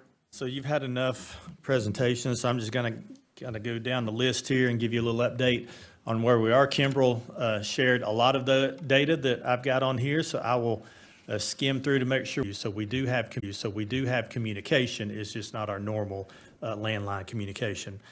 Glen Marlowe Elementary, I need to make note, is part of the Asheville water system, so they are on a boil notice only. And I want to just kind of give, other than that, campus-wise, we had some downed trees. East Henderson probably had the most damage on their campus with some of the tall pine trees that are around there. It got some fencing, it got a little building behind the stadium on the roof, and it got the visitors' bleachers. So the visitors' grandstand right now at the football field are not going to be able to be used. And we have gotten a quote on that, and we'll turn that into insurance. And boy, bleachers have gone up since the last time I bought one. They're estimating that could be about $560,000 just for the visitor side bleachers at East, which would seat about 1,000 people. Now, understanding when you touch it, you bring it up to today's specs, which adds a little bit of a cost, but that is our first estimate. So you have insurance for a reason, and we'll be pressing hard on our insurance carrier on that piece as well. Our campuses, again, fared well. One yellow bus was crushed. Being a veteran superintendent, when they told me a bus got crushed, I said, a state bus or an activity bus? And guess which one I was hoping for? a state bus, and that's what happened. So none of your activity buses were damaged, so we will not have to replace any of those. And the state buses are owned by the state, so we will let them replace that. But very, very, again, lucky in the fact that our fleet is still in good shape. 11 and 12-month employees work to get our campuses cleaned up and our buildings ready to return to school. Cannot say enough to thank them. We met as a leadership team each day to get a status check. Communications, as you know, was challenging, so we felt like we needed to get together face-to-face, and then we also made sure that we touched base with our principals each and every day so that we were getting updates on, we had a spreadsheet, and it was a roll call, and Mr. Rhodes did the roll call every day. Who's got power? And then we put that on the spreadsheet, and who's got water. So I really thank them for those efforts in helping keep us organized. Child nutrition and maintenance worked together to move food around to make sure that we minimized our loss. 4 campuses were used as points of distribution for supplies, as we shared: East Henderson, Etowah, North Henderson, and Rugby. And I've just got to say that our 10-month folks who showed up to volunteer, as well as our 11 and 12-month folks and community members who showed up, kept those things going. And we got some things out much more quickly than other organizations, simply because we had people show up and they wanted to help. They didn't have any expectation, but they wanted to help. A couple of poignant stories. We had lots of students come out and help. And it was both heartwarming and comical at the same time, because as I was at Etowah most every day because that's the one closest to my house, I would check in the morning and in the afternoons, and I would see students there, and I would talk to them, and they were like, well, we wanted to help, and we were really bored because we didn't have communications or internet or power. And we had all of those things at Etowah, so they were able to get out. But I just want to tell you, when they talk to me, when people say, young people today, don't believe the negativity. They showed up and they worked as hard as anybody, and they did it because they love their community. And just the faces by standing up these distribution centers on our schools, or at our schools, it was funny to watch these kids come through with their families, and they lit up when they saw their principal, or they lit up when they saw their teacher, or they couldn't believe that, well, one, I think that I didn't have a tie on, but, or a bow tie. So they really didn't know who I was, which is okay. But that was the best part, is that connection and that connectivity. And I heard a conversation from some other folks who came in that said, well, you're not as efficient as you could be because you're taking time to really talk and invest in these people. And my folks stood up and said, they're our people. These are our kids. So we're going to take that time. And the line never stood long, and nobody ever complained, because there were hugs that were being given out, and there were specific needs that they knew. And they knew that if you came through, that your neighbor might need something, and they were able to give you extra water because they knew that that neighbor wasn't able to get out. So our people know their community, and that's where the value is they know their community. One campus was used by Pardee Hospital for some non-emergency medical needs very quickly, and that was Hendersonville High School. And they were able to take advantage of that new facility and the generator and the opportunities that provided. 2 campuses actually served as emergency shelters. The longest running one was Edneyville Elementary, who was taking care of a lot of those folks that were coming out of the lower part of the county there, that was the Chimney Rock and the Bat Cave area. And then that transitioned to East Henderson High School for a couple of days, because East Henderson High School is a standalone. The gym is the facility there, and it's standalone. So had they needed to go a little bit further, we would have been able to operate school. Luckily, they were able to consolidate that down into one shelter now at the county level. The main decision points for return to school, just if anybody's curious: power, water, road conditions for car traffic and bus traffic. We sometimes forget that these low-hanging lines and these trees, you can get your SUV through there, but a bus is a different story. And also the status, the location of staff, and giving them time to get back after relocating either temporarily or being displaced. And then also the status of the recovery effort. So we were lockstep with the Emergency Operations Center the whole way. I was able to go by there basically every day that we were out and check in with Jimmy Brissy. Can't say enough about him and his team with what they were able to do and how quickly they were able to pivot and get some things in shape. And they were very communicative to us about either the shelter needs or some facility needs or the fuel truck. So it was a great, great partnership. And that's why I made the statement that I did at the Board of Commissioners meeting, was because that doesn't happen because you need it in the moment. That happens because those relationships are there and those partnerships are there and being cultivated the rest of the year and those years leading up. Appreciation again, maintenance, principals, assistant principals, custodians, child nutrition, transportation, and 10-month staff who volunteered to work at the distribution sites and all of the other places that you got out and helped, whether that was at your church, at your fire station, with your HOA, with just neighbors and checking on neighbors and 1 or 2 streets over. This was a community effort, and you can be very proud of Henderson County Public Schools and what your educators, and I count them all of us as educators, what your educators got out and were able to do in this community. I thank our families and students for their patience and support. Jimmy Brissy and the Henderson County Emergency Management Team, again, a job well done, continuing to do that job now. Sheriff Griffin and the Henderson County Sheriff's Office. We talk about relationships and how valuable that is. So at these sites, when they had to have security, our SROs was who came and did security. Well, what was great about that is they have a key. So overnight, if they needed something, they were able to get in. They knew these buildings, they knew the facilities, they knew the campuses, they knew where the blind spots were, they knew how to patrol them, and they knew our folks when they were there during the daytime.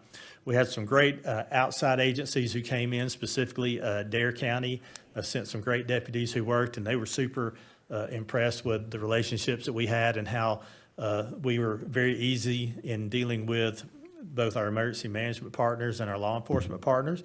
And then Catawba County and Burke County also sent some folks, some adult probation folks. So this was a regional support effort. And Dare County, it was very poignant because they said, we're used to you coming to help us. And we were happy and we were volunteering to say, we want to go. We want to go. We always get mountain people. We want to go to the mountains and help them. John Mitchell and Henderson County team moved quickly in uncertain times and got with us, and they figured out that we know how to move people and we know how to move product, and we do it twice a day, every day. So if you went to a distribution center and it was running well, it was a car rider line, and we do car rider lines twice a day on every campus, and we move people through, and even on day one, we moved everybody through by 3:02 with a 2:30 release time. So I told Mr. Brissy, I said, listen, you need to grab our folks because they know how to move things and move product. All the first responders and utility workers who showed up, they came running, and that's what they do. And we take that, I don't say we take it for granted, but we don't always see it as visibly as we've seen in the past 3 weeks. And I just want to say thank you, thank you, thank you. And then the countless volunteers and unsung heroes who just showed up all over, both locally to serve in their own communities, from other communities, again, who have suffered tragedies and wanted to come help. And then people just got to work helping their neighbors. My father-in-law was in emergency management for a long, long time, and he always said you could tell very quickly in a community what the recovery effort was going to be like. Were they waiting for help, or were they diving in and helping themselves? And I'm proud to say that you live in the community that dove in and helped themselves. And that is a testament to not just this organization, but the community and the fabric of this community that I chose to move to a couple of years ago. And that was part of why I chose to come here. And I want to tell a quick story about a lady named Mary. So Mary was from Virginia. And Mary showed up one day at Etowah to work at the distribution center. Well, we see lots of volunteers and retired folks and people coming in, and it was great to see those neighbors, but it piqued my curiosity because Mary was from Spotsylvania, Virginia. And we said, okay, Mary, how did you end up here? Because I was assuming that's where she was from and she had moved here. She saw the need on the news and drove down on Wednesday after the hurricane had hit the previous Thursday and Friday. And she was by herself. She didn't know where she was going to stay. She ended up finding a campsite in Saluda, went to the volunteer center that the county stood up at the Blue Ridge Community College, and got assigned to Etowah. Well, she said, it took me a while to find Etowah, but once she found us, boy, she was committed. And I know there's stories like Mary all over this region, all over Western North Carolina right now, but Mary came back every day for a week. She was camping by herself in Saluda and drove to Etowah every day to help, and she helped as long as the doors were open. And that's what I mean about community. And some of the comments that I've heard really emphasize community. And what I hope and my challenge is that we don't have short memories, that we remember how much we've gotten done as we've come together as a community, that we remember how much we have accomplished when we didn't worry about the things that divide us and we focused on the things that unite us, like roads and power and the fact that you need to saw a tree up to be able to get by. And people just jumped on it, whether that was my neighborhood, your neighborhood, that story is out there. And I hope we keep those alive and that we make sure that we are good neighbors, because that has been my goal my entire life. And hopefully we're developing good neighbors, because we don't have to agree on anything to be a good neighbor. And I think that's something that we are learning here in this time. We know this effort is going to be long-standing in some areas, especially specific parts of Western North Carolina that were more fortunate than we were, and really specific parts of our county who have really taken the brunt of what Hurricane Helene sent us. But we will be here, and your public school system will be here, and we're here to serve. Legislative action, real quick, to share with you where's the state on this right now as far as some information. $16 million was allocated to DPI to supplement or replace lost compensation of school nutrition employees. You know, bus drivers and school nutrition, if you're not in school, they don't get paid. So they were able to procure $16 million that will help take care of child nutrition. We're awaiting, and this is the initial package that came out. So there is more that will be coming, we anticipate. School calendar flexibility, I'm going to bring up Mr. Taylor because he's Mr. Calendar, and we've been grinding on the calendar now that we know what options are there. So we are one of the affected counties, obviously, so we have the ability to miss up to 20 days of instruction without penalty. We don't want to miss 20 days of instruction, and I see Dr. Revis like, time on task, Mr. Garrett.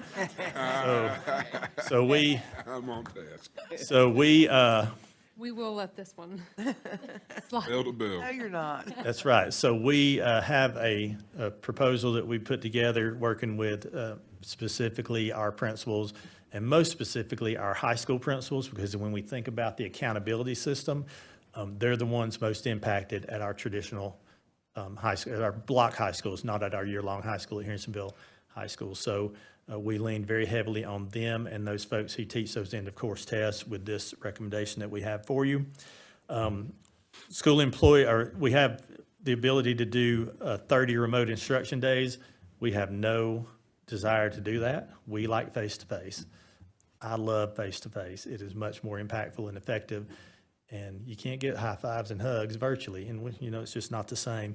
School employees and contractors impacted by Helene will receive compensation for missed work days that have been deemed completed in September and October. So part of our calendar adjusts for those folks can make up some days, but then part of that calendar are the forgiven days. And then we're going to work on a plan, and we're working on a plan right now as we get more guidance, because we have to get the state to give us more guidance on, if you did come in and work, what are we going to do to compensate you for that? Because what we don't want is that you were able to get out and you were able to come and add that value when others just really couldn't get there. We want to be able to find a way to reward you for that. So we're going to wait on some stuff from the state, but let folks know that we are looking out and we want to make sure we take care of you, because we want to treat our people right. Extends the deadline for bonuses for principals. We didn't need that. We were able to take that. We got that right. We're going to be able to take care of that. All right, but that's part of why that fund balance is helpful sometimes. We're able to go ahead and take care of those pieces throughout the year until that money hits. We have to report on our missed days and everything deemed completed and compensation outlined by February 15th. So that means we got to be able to tell them, what are we forgiven, what are we not, and what's our compensation plan. We will be well ahead of February 15th as long as the state gives us the basic guidelines that we need to work on that. So I would anticipate that in November, we will have an update on that and maybe even some recommendations or requests from you as a board. Impacted students can enroll in an educator prep program. That's really not anything to do with us day to day, and it removes barriers to allow retirees of teachers, state employment, or the teaser system to come back even if they are within that 6 months that they're supposed to sit out. So should we run into any employment items or issues or any of the districts in Western North Carolina and say Mr. Bridges retired in June and we need his skill set, we can bring him back now with no penalty to him through the teaser system. So those are the basic things that have come out from the General Assembly at this time that have actually passed the General Assembly at this time. It passed unanimously. When's the last time you saw that vote? It was awesome. There's hope, and then it was signed into law. But I know that they are back down this week to work on some additional pieces, and that will continue. And as it continues, we will share it out. For anybody listening who wants to read through the whole bill, it is HB 149, Disaster Recovery Act of 2024, and you can look at the conference report. And I've shared that with you all previously. It's in your weekly updates. And it is fascinating reading. There's lots of other little picadillos in there that are not pertinent to us day to day, but we will make sure we keep an eye on. I hope that was enough information for you. I know I went quickly, but again, Kimberly, thank you for putting together that visual presentation. I think it really hits to the heart of what Henderson County Public Schools is, who we are and what we do. And I could not be more proud to be shoulder to shoulder with my colleagues around all of the schools. I want to say I hope you had a great first day back. And I want to let Mr. Taylor talk you through the calendar, which is always simple, correct?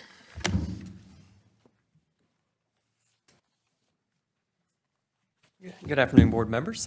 So for the first calendar we'll look at is the flex calendar and some of the adjustments that we're proposing at this time to make.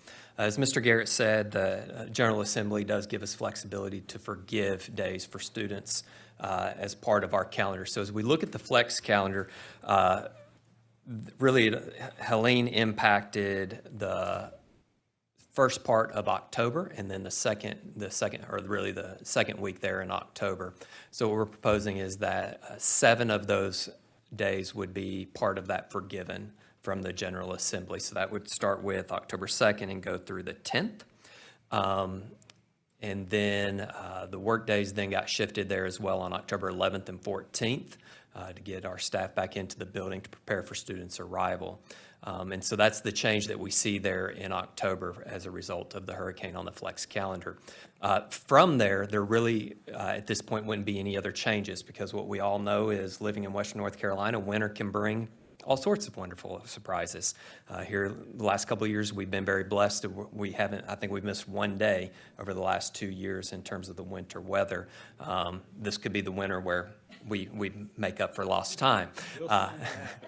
And so really what we would say is, let's leave the rest of the calendar alone to provide that flexibility. One change in June that has been made is just making sure that our families know that the school year can be extended if we do experience inclement weather throughout the winter. So really what we communicate there in June and also at the bottom of the calendar is that students can actually go through June 6th if need be as a result of the winter. So again, the flex is pretty straightforward, just in that those 7 days are marked for Helene as forgiven. Any questions on the flex calendar? All right. That would still have us well within the instructional hours that are required even in a year when there aren't days that are forgiven. So 1,025 minimum, missing those 7 days will still have the flex calendar schools well above that 1,025 if nothing else happens. Yes. If we miss 5 days, snow days, will they be forgiven?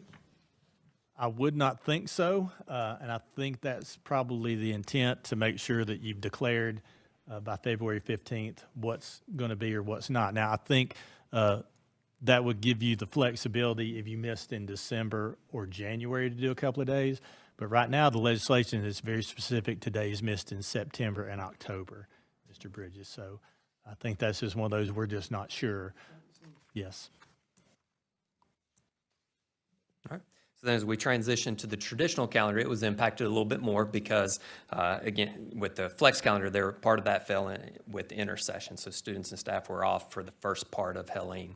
So as we look here at our traditional calendar, what we're designating as Helene days would be September 26th, 27th, and 30th, and then rolling into the rest of that first week of October through October 4th. So again, just like the flex calendar, there are 7 days designated as forgiven as a result of Helene. October 7th through 10th were originally going to be student days. Those are now what we just call no days, as they're just white boxes on the calendar. Those 4 days are then going to be shuffled to the end of the school year, which then, as we look at May, the traditional calendar, the last student day originally was going to be May 23rd. Now those 4 days get shuffled to the end to where the final day there is May 30th. That aligns with the flex calendar, so all of our schools now are getting out on the same day, which in some ways is nice.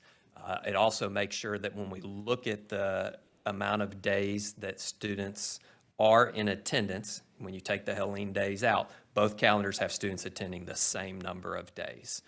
So there's no discrepancy on that side as well. And so those are the changes there. Again, nothing else changes in between those days in October and the end of the school year. Are we extending the semester? Is the semester still in December? Right now, the semester will end still at the end of December. As Mr. Garrett said, that was feedback that we received from our high schools that transition at semester change to new courses and have final exams. The feedback we received is that they preferred to go ahead and keep that on schedule. This semester's already been disrupted, and the teachers that they got feedback from felt like that the curriculum, as long as they know that we're still testing that week, they can get the material, the key material items covered in that time frame. Okay. It was balancing, do we disrupt, Yeah, with the holiday? It's the conversation we've had all along. Do we let the holiday break create some disruption? Also, when we think about one of the key reasons to have exams before December is to align with the community college and to allow our students to have that opportunity. If we had to come back and take exams after the holiday break, it disrupts that as well. So I think that was all that kind of weighed into that decision. And that probably would not have been possible if we didn't start school early, correct? That is correct, sir. Been an issue. Right? No, you would. Yeah. Yeah, your start date has allowed you some flexibilities that other systems are not having at this moment. They can't have the same conversation. Because Buncombe starts on the 28th of August, and then they're not coming back till maybe October 28th. They've got only 6 weeks, 7 weeks of instructional time for that whole first semester. Right. Right. So they would be pushed after Christmas anyway. Right. But because of the start and end dates and all that too, they've got a much harder decision on how many days do they. End of January. How many days do they actually forgive versus how many they serve?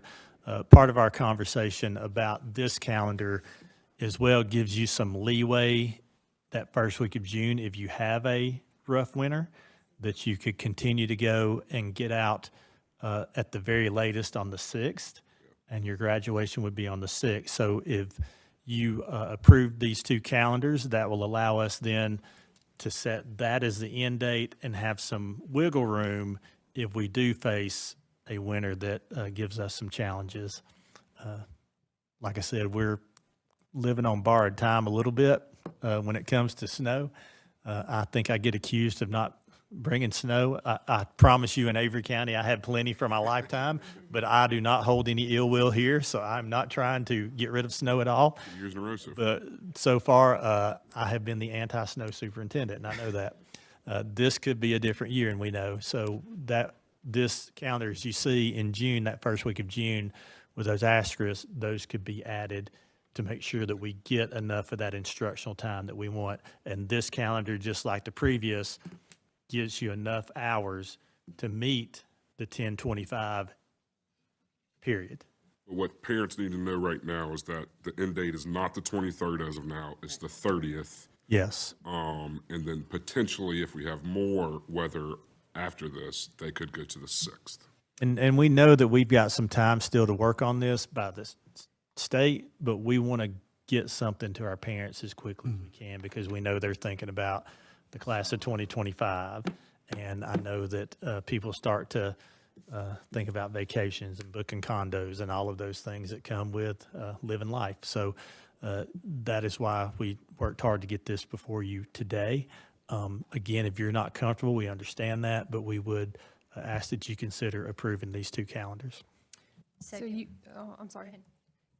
You said we were given permission to forgive how many days As many as 20. for the hurricane specific, or is that all weather, all? No, that's hurricane specific. So you can forgive up to 20 days missed as long as those days were missed in September or October. So for us, we didn't miss 20 days, so you couldn't say we're forgiven 20 days. We missed 13. Is that right?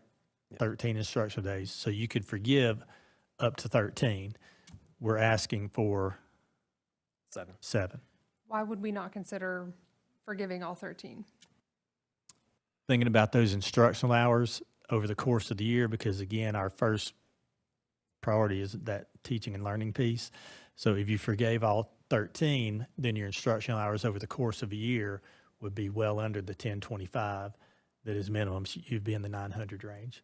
So thinking about those instructional hours, because first semester is important to our traditional high schools or our block high schools, but that 171-day calendar year will end in those EOC or EOGs for our K-8 kids. Just and trying to find a Hendersonville good High School. balance. Trying to find a good balance.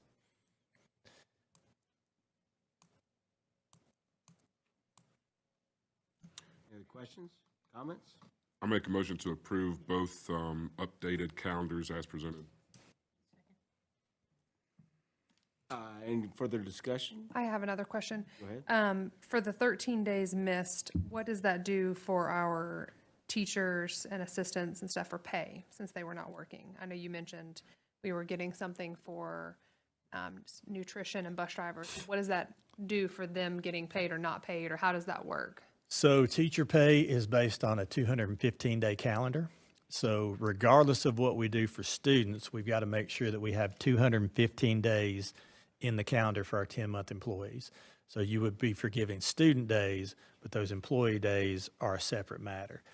We can count them as working for some of those days, but Bernie, I know you look at the 215-day payroll piece a lot more strictly than I do. Yeah, so with the calendar as it's presented, there are still 215 days that they will be paid in the calendar. There is just a shift on the traditional as to what those 215 days are, but their pay is not going to be impacted. And the way that it's presented going through October 4th as we're calling the Helene days, that is the end of the pay period, so that everyone will receive the full paycheck in October that they would have. There is no impact to any of our employees, including the teachers and the other 10-month employees. That's good. And because we weren't sure what the state was going to do is why we tried to bring our 11 and 12-month folks back as quickly as we could so that their pay would not be impacted as well. Yeah, and our obligation to pay teachers 10 equal payments over the course of the year is not changing in this, so we will still pay them accordingly. I just know that's quite a few days, a chunk in a month, and I was a little bit worried what that meant for them. I didn't want to, not consider that. We weren't No, prepared for. it's a very good question. It is a very good question. I just have a request. Mr. Taylor, would you, for those that don't have the calendar in front of them that are listening, would you just update December, just update them how December's going to look, and I suppose down through May? Yes, so on the traditional calendar, November and December remain the same as originally approved by this board last, February, I believe, is when the board approved the calendar. So in November, again, we have Election Day as a non-student day. It's a required teacher work day, which is November 5th. November 11th is the Veterans Day holiday. As we go into December on the traditional calendar, the final student day is December 20th, and that is an early dismissal day. As we look in January, the first student day back in January is January 6th. January 20th is a non-student day, as that is Martin Luther King holiday. Currently scheduled in February 14th is a non-student day. It is a required teacher work day. Spring break in March is aligned with the community college. March 14th is an optional teacher workday, so a non-student day, and then spring break is March 17th through the 21st. April 18th is currently scheduled as an annual leave day. That aligns with the Good Friday holiday. And then May 26th is a holiday, as that is Memorial Day. And then again, right now, then the new final student day as scheduled is May 30th with an early release day. Again, inclement weather can adjust that calendar in the second semester, whether it be we're talking about the work days, annual leave days, but also making sure that our families know that the calendar can be extended through June 6th if we do have a wild and crazy winter. And one thing to note too for folks who are listening, building this calendar this way also allows us where we don't have to touch spring break. So we can leave that sacred through that second semester because we can pick up a couple of other days through the semester should you have a bad winter, and we can also tack those days on the end if we need to. So folks who are thinking about spring break, I know that's always a big deal and something to plan. That allows us to leave those 5 days solid and not have to touch those. Great. Any further discussion? All in favor? Aye. Any opposed? Motion passes. Thank you.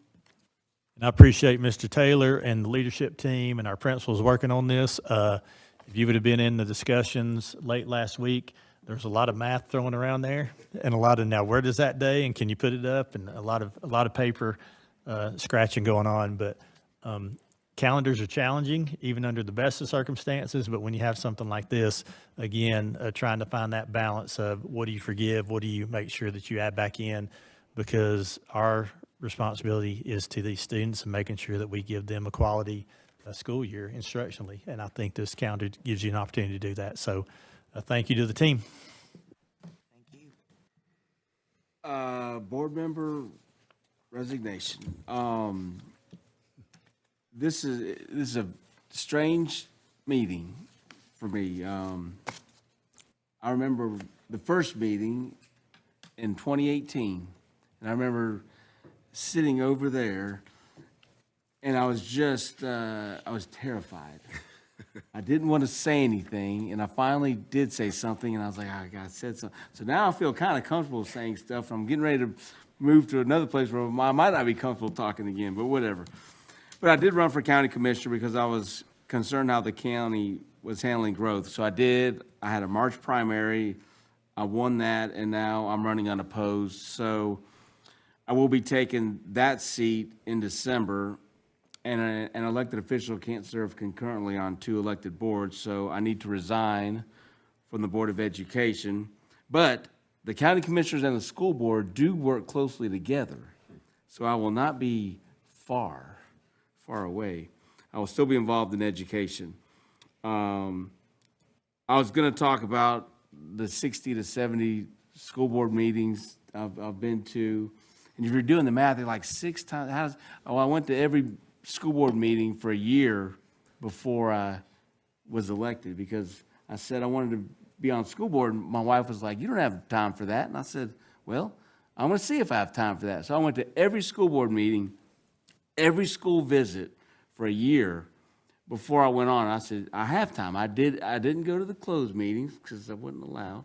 But everything else I could go to, I went to. That's Mr. Campbell's issue. I was not here. And I was going to talk about the 70 school visits I've had. And I was going to talk about the 3 superintendents I've served under, but nobody cares about that. So I'm not going to talk about that. But one thing I will say is it takes a special person with a very big heart for kids, not only to serve on the school board, but to file and to campaign and to go through elections. I mean, you have to put, and nobody will understand unless they do it. I mean, you can't talk to somebody and tell them, they can say they understand, but they can't truly understand unless they've done it. It's hard. And we have an election coming up, and it's hard. So I commend every person that I've served with and every person in the past, currently, future people. I mean, if you have I would invite anybody with a heart for kids and a patience for long meetings, to run for school board. I mean, it's great to have a say in the education. We have around 13,000 kids in our county. It's great. But I am resigning now to give the current board the most flexibility on how they want to fill this seat. So with that, good luck to who's ever running. I know some people are, and good luck to the future board, and good luck to the administrators and superintendent and everything. And thanks everybody for their service. Appreciate it. Oh, and I do have a moment of silent reflection I'm going to give to Ms. Revis, and hopefully she continues that, but it'll be her call. And I also have a copy of Robert's Rules of Order, a motions chart I'm going to give to her as well. I'm also going to give her the gavel.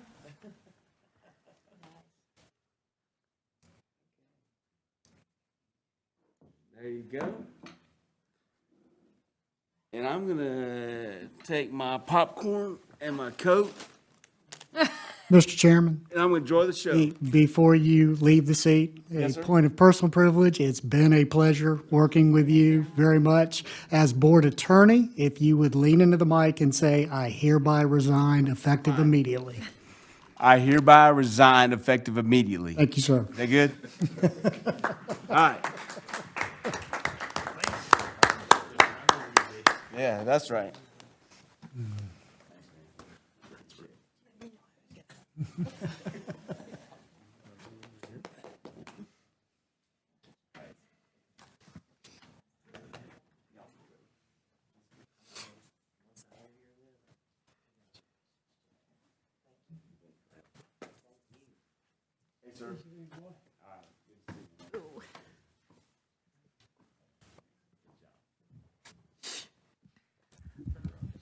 Ms. Clayton, now that that's official, make sure we keep a count on the popcorn and the Cokes. No, I'm gonna take his place on. Oh, you're going to take the place, okay. All right, let's go. Well, Jay, thank you again. I've really enjoyed working with you and getting to know you, and truly, truly, your heart is a heart for kids, and I appreciate that. And you can't go wrong when that's where your heart is, you can't go wrong, and I appreciate it. Any other board members? I'd like to say a couple things. Jay, when I was in the hospital back last winter, he came up and offered to read to me. Thank you for that, Jay. Oh, we did, yes, we did a radio show interview together in 2017, I believe, and it was on like Asheville radio, and Jay and I were crammed into a room that was probably meant for 2 people, but there were 3 people and all this equipment, and I won't say what you said, I promise, I won't repeat. Oh, you forgot? Well, then maybe I should. No, I won't. But my favorite part of the day was when Jay didn't know how to get to Asheville. That was kind of, he called me up and said, I need directions, I'm lost. So that was kind of fun. And Jay, I appreciate the phone calls and the quick text taken you chat. So I really appreciate your response and your friendship, and I look forward to basically what this next chapter holds for you and for us as a board. So thank you. Thank you. I was just going to echo, thank you for, the many years you served on this board. We all know and appreciate, like you said, you can't fully appreciate unless you've done it yourself. So thank you for that. If I may, very quickly, we need to see him in November because we have a parting gift that did not make it here. So, How hard is it to go and get a bag of Cheetos? well, we're The stores were closed. we're stepping up after 6 years of service to elevate a little bit above a bag of Cheetos. But we want to make sure that we have a chance to honor you with some of our others who will not be joining us again at our November meeting. But what I wanted to add is people have asked me, what's it like working with Mr. Egoff and what's he about? You're about the community. And your integrity is dead on about what is best for this community. And you're not worried about who gets the credit. And that is about as big a compliment I think that I can give and that people can say is that you truly want to build a better community, whether that's with the school district or as a board of commissioners or working with your church or working with your community organizations. And I just want to say thank you for that, not as your superintendent, but just as a fellow citizen. So thank you. Okay, now Jay, you can't say anything else from the audience. We don't take comments from the audience anymore. Okay.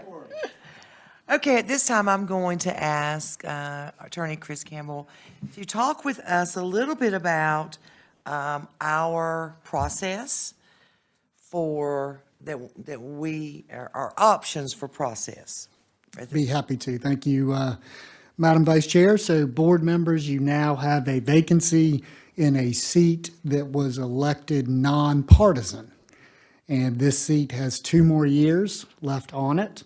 And the law is very straightforward. You have the obligation, the right, and the ability by majority vote to fill the seat. And the law is not any more complicated than that.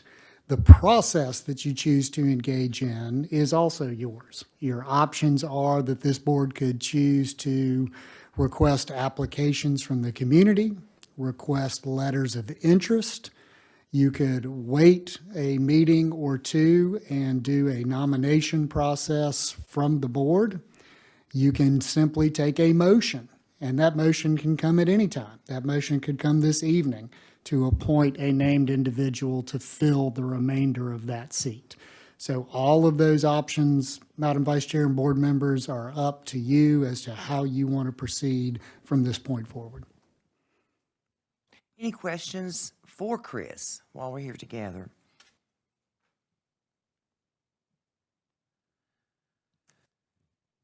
Mr. Campbell, was there anything from the last meeting that your colleague shared with you that wasn't answered in that? I don't believe there was, but I know there were a couple of questions.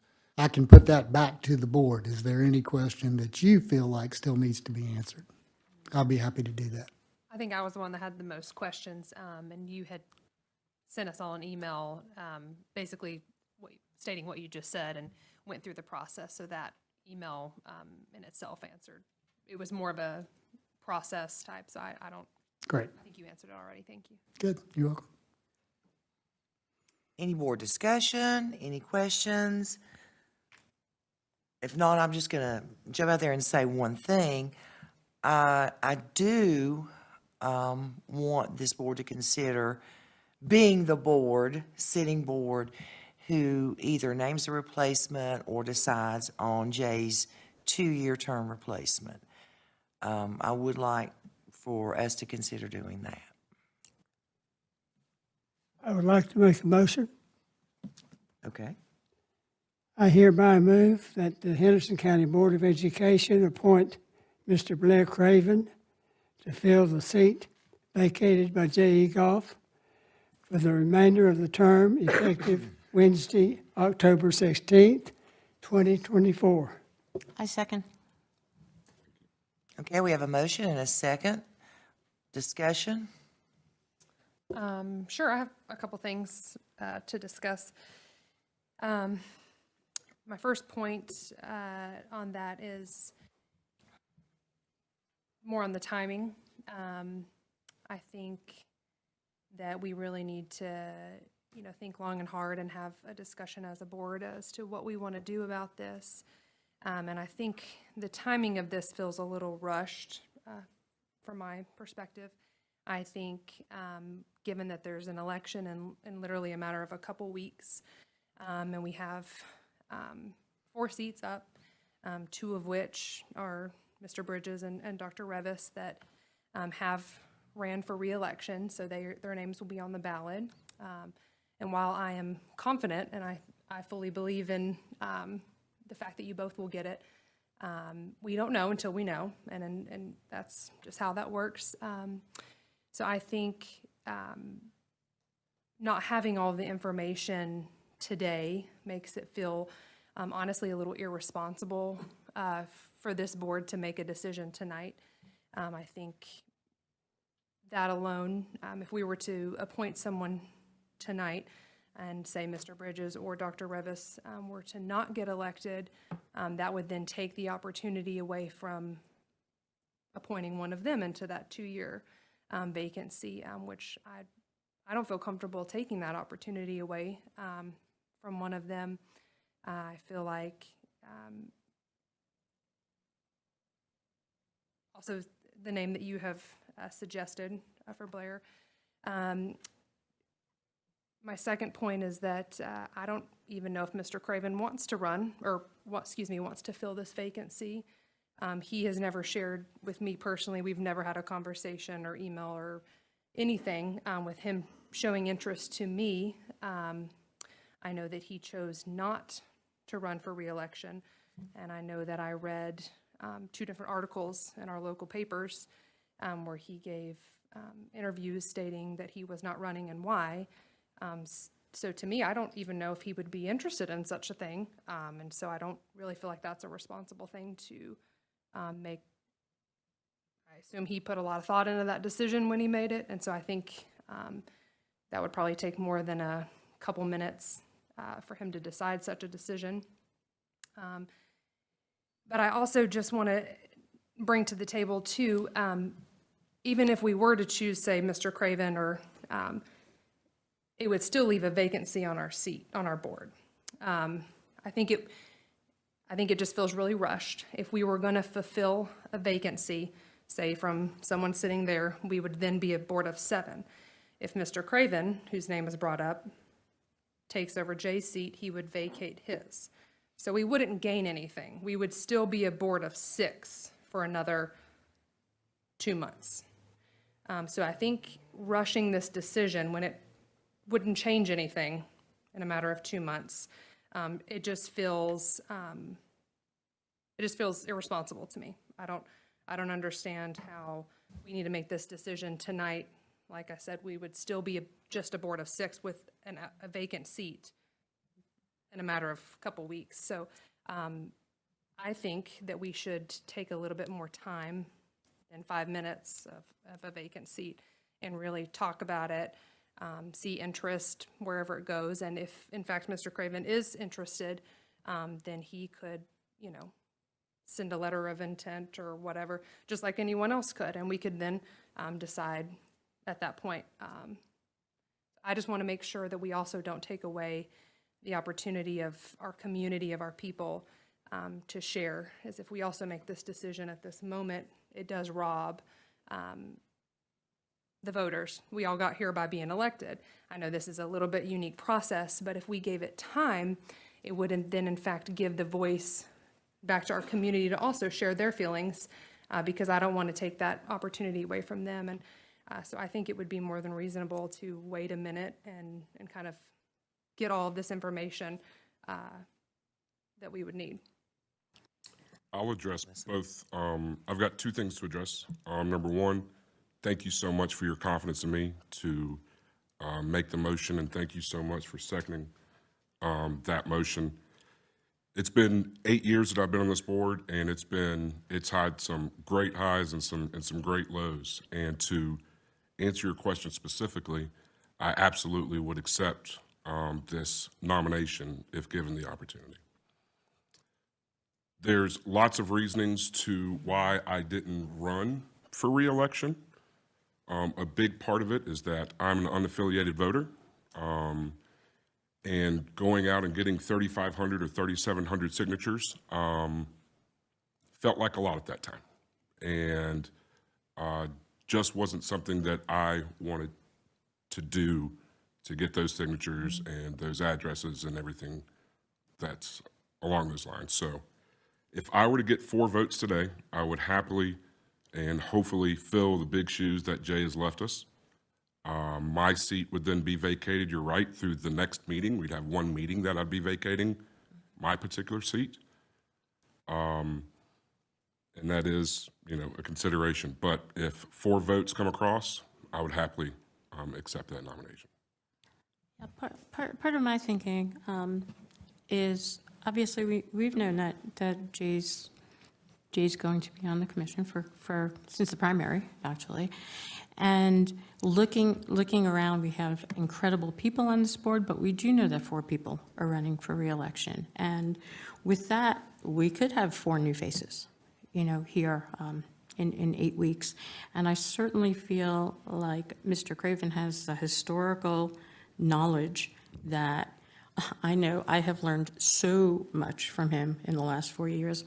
And I feel safer knowing that we have someone who has knowledge of every single nut and bolt in our system.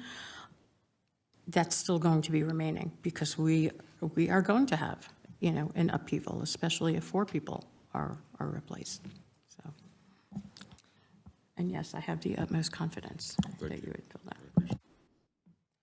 Any other discussion? Just to make your, I guess to comment back on what Stacy just shared,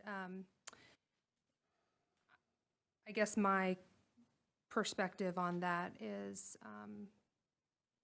let's say there's going to be 8 people on the ballot, of course, well, I assume there should be 8. I know one of the nominees has passed, but I will assume, anyway, there'll be more names on the ballot than seats. Right. So who those 4 people are, we won't know until we know.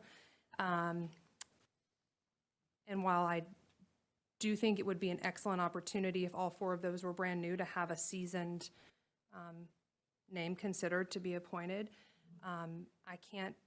I don't feel comfortable taking that opportunity away from Dr. Revis or Mr. Bridges.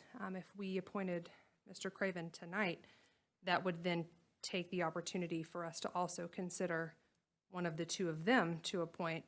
And the fact is, Mr. Craven chose not to put in the work to rerun, and they both chose to run for reelection.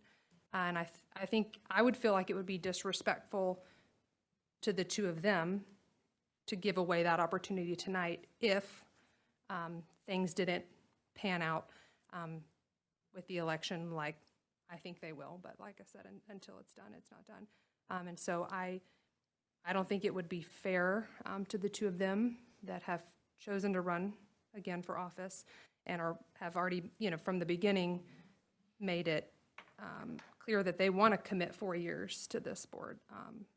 So it just feels rushed, and I don't feel comfortable making a decision until we know those bits of information. And Mrs. Norman, I appreciate your care and concern for both of us. It does make me pause and think, but then again, if I go through a general election and the voters don't think I'm the person, I don't know that I would want to accept an appointment if the voters did not feel that. I mean, that's just kind of where I am with things, but I look at Blair. How many years have you been on the board, Blair? This is my 8th year. 8th year. I think I retired when you got sworn in December. I retired that March, so we didn't get to work together long in that respect. But I do appreciate your level of knowledge and depth of understanding of finances, the facilities, property transactions, all that stuff. You amaze me at the level of detail that you can recall, and because I can't. And, even though I think sometimes you get a little impatient with us because we don't have all of your information. My mom says the same thing. Yeah. I feel like having that longevity and consistency on this board would be a benefit. If we don't get back on the board, then we're looking at an all-new board member with only 2 people with 2 years of experience. And that instability, I don't believe, is a good thing for an organization, a board. I will say, if we chose someone with that board experience, this is a two-year term, It takes a new person almost 2 years coming on board if you've never had board experience and really being able to understand the lay of the land. Now, I think Sheila and Alyssa both have really dug hard to get up to speed. And Sheila, I've told you before, you've asked me questions that I hadn't even thought about. And I do, excuse me, I do appreciate the time and effort that you have put in to lessen that learning curve. But, you know, it is an issue. It is I think we do need to think about it and not make a rush decision. Does anyone else have any comments? Do. So I too would like to wait until after the election to see how things go. But I think we had also mentioned at one point taking applications. And I think that's a really valid process because we also have board members that are out there that are seasoned board members from the past that I would love to see come back if we needed them. And so to put the application process out there would open that up. I'm thinking of one person in particular that I think, and I won't say the name, but there's that chance that someone may not come back. And so the application process, it opens it up for fair across the board. It makes us dig in and work a little more as a board, but I just think to me, that's the right thing to do. Anyone else have any comments? I agree with Sheila. I Yes. would like to see us open it up and like I said, the one piece that, regardless, I feel like I want to make sure we have time for the community to reach out for the county to, if they have an opinion. I feel like we should be hearing it. I think if we voted and appointed someone tonight, no matter who that someone was, it's honestly irrelevant as to who it is. I think we rob the opportunity for the people to email us, to come public, to share their opinion. And I think I want to be careful and wise in how we do this. It's a very big decision, and I just want to make sure that we're not taking the voice and the opportunity away from our community to also share their opinions. You think it's best to wait until after the election? Definitely till after the election. I don't want to, I'm not going to put an exact time on it. I think we need to make sure that we all feel extremely comfortable and we know all of the information that we need to make an educated decision as to certainly the election being the main thing coming up in a matter of a couple weeks. We would be in a lot better position after that to know. And I think if we opened it up, I think it would be really appropriate to see who has interest, whether it is a current board member that's coming off or people that have served in the past or people that just want to serve. Any of those options are fine, and I'm more than happy to consider anyone. I don't want it to be rushed. I don't want it to feel, I want to make sure we do it in a responsible way. I don't take this decision lightly. Okay, we have a motion on the floor and we have a second. Just a couple of issues real quick for the benefit of the board and in fact the public. First of all, whether or not a sitting board member can vote for themselves to fill a vacant position, they can. The motion is to fill the position effective tomorrow. Your policy said that all board members must vote on all issues unless there's a conflict of interest. A conflict of interest is a statutory test.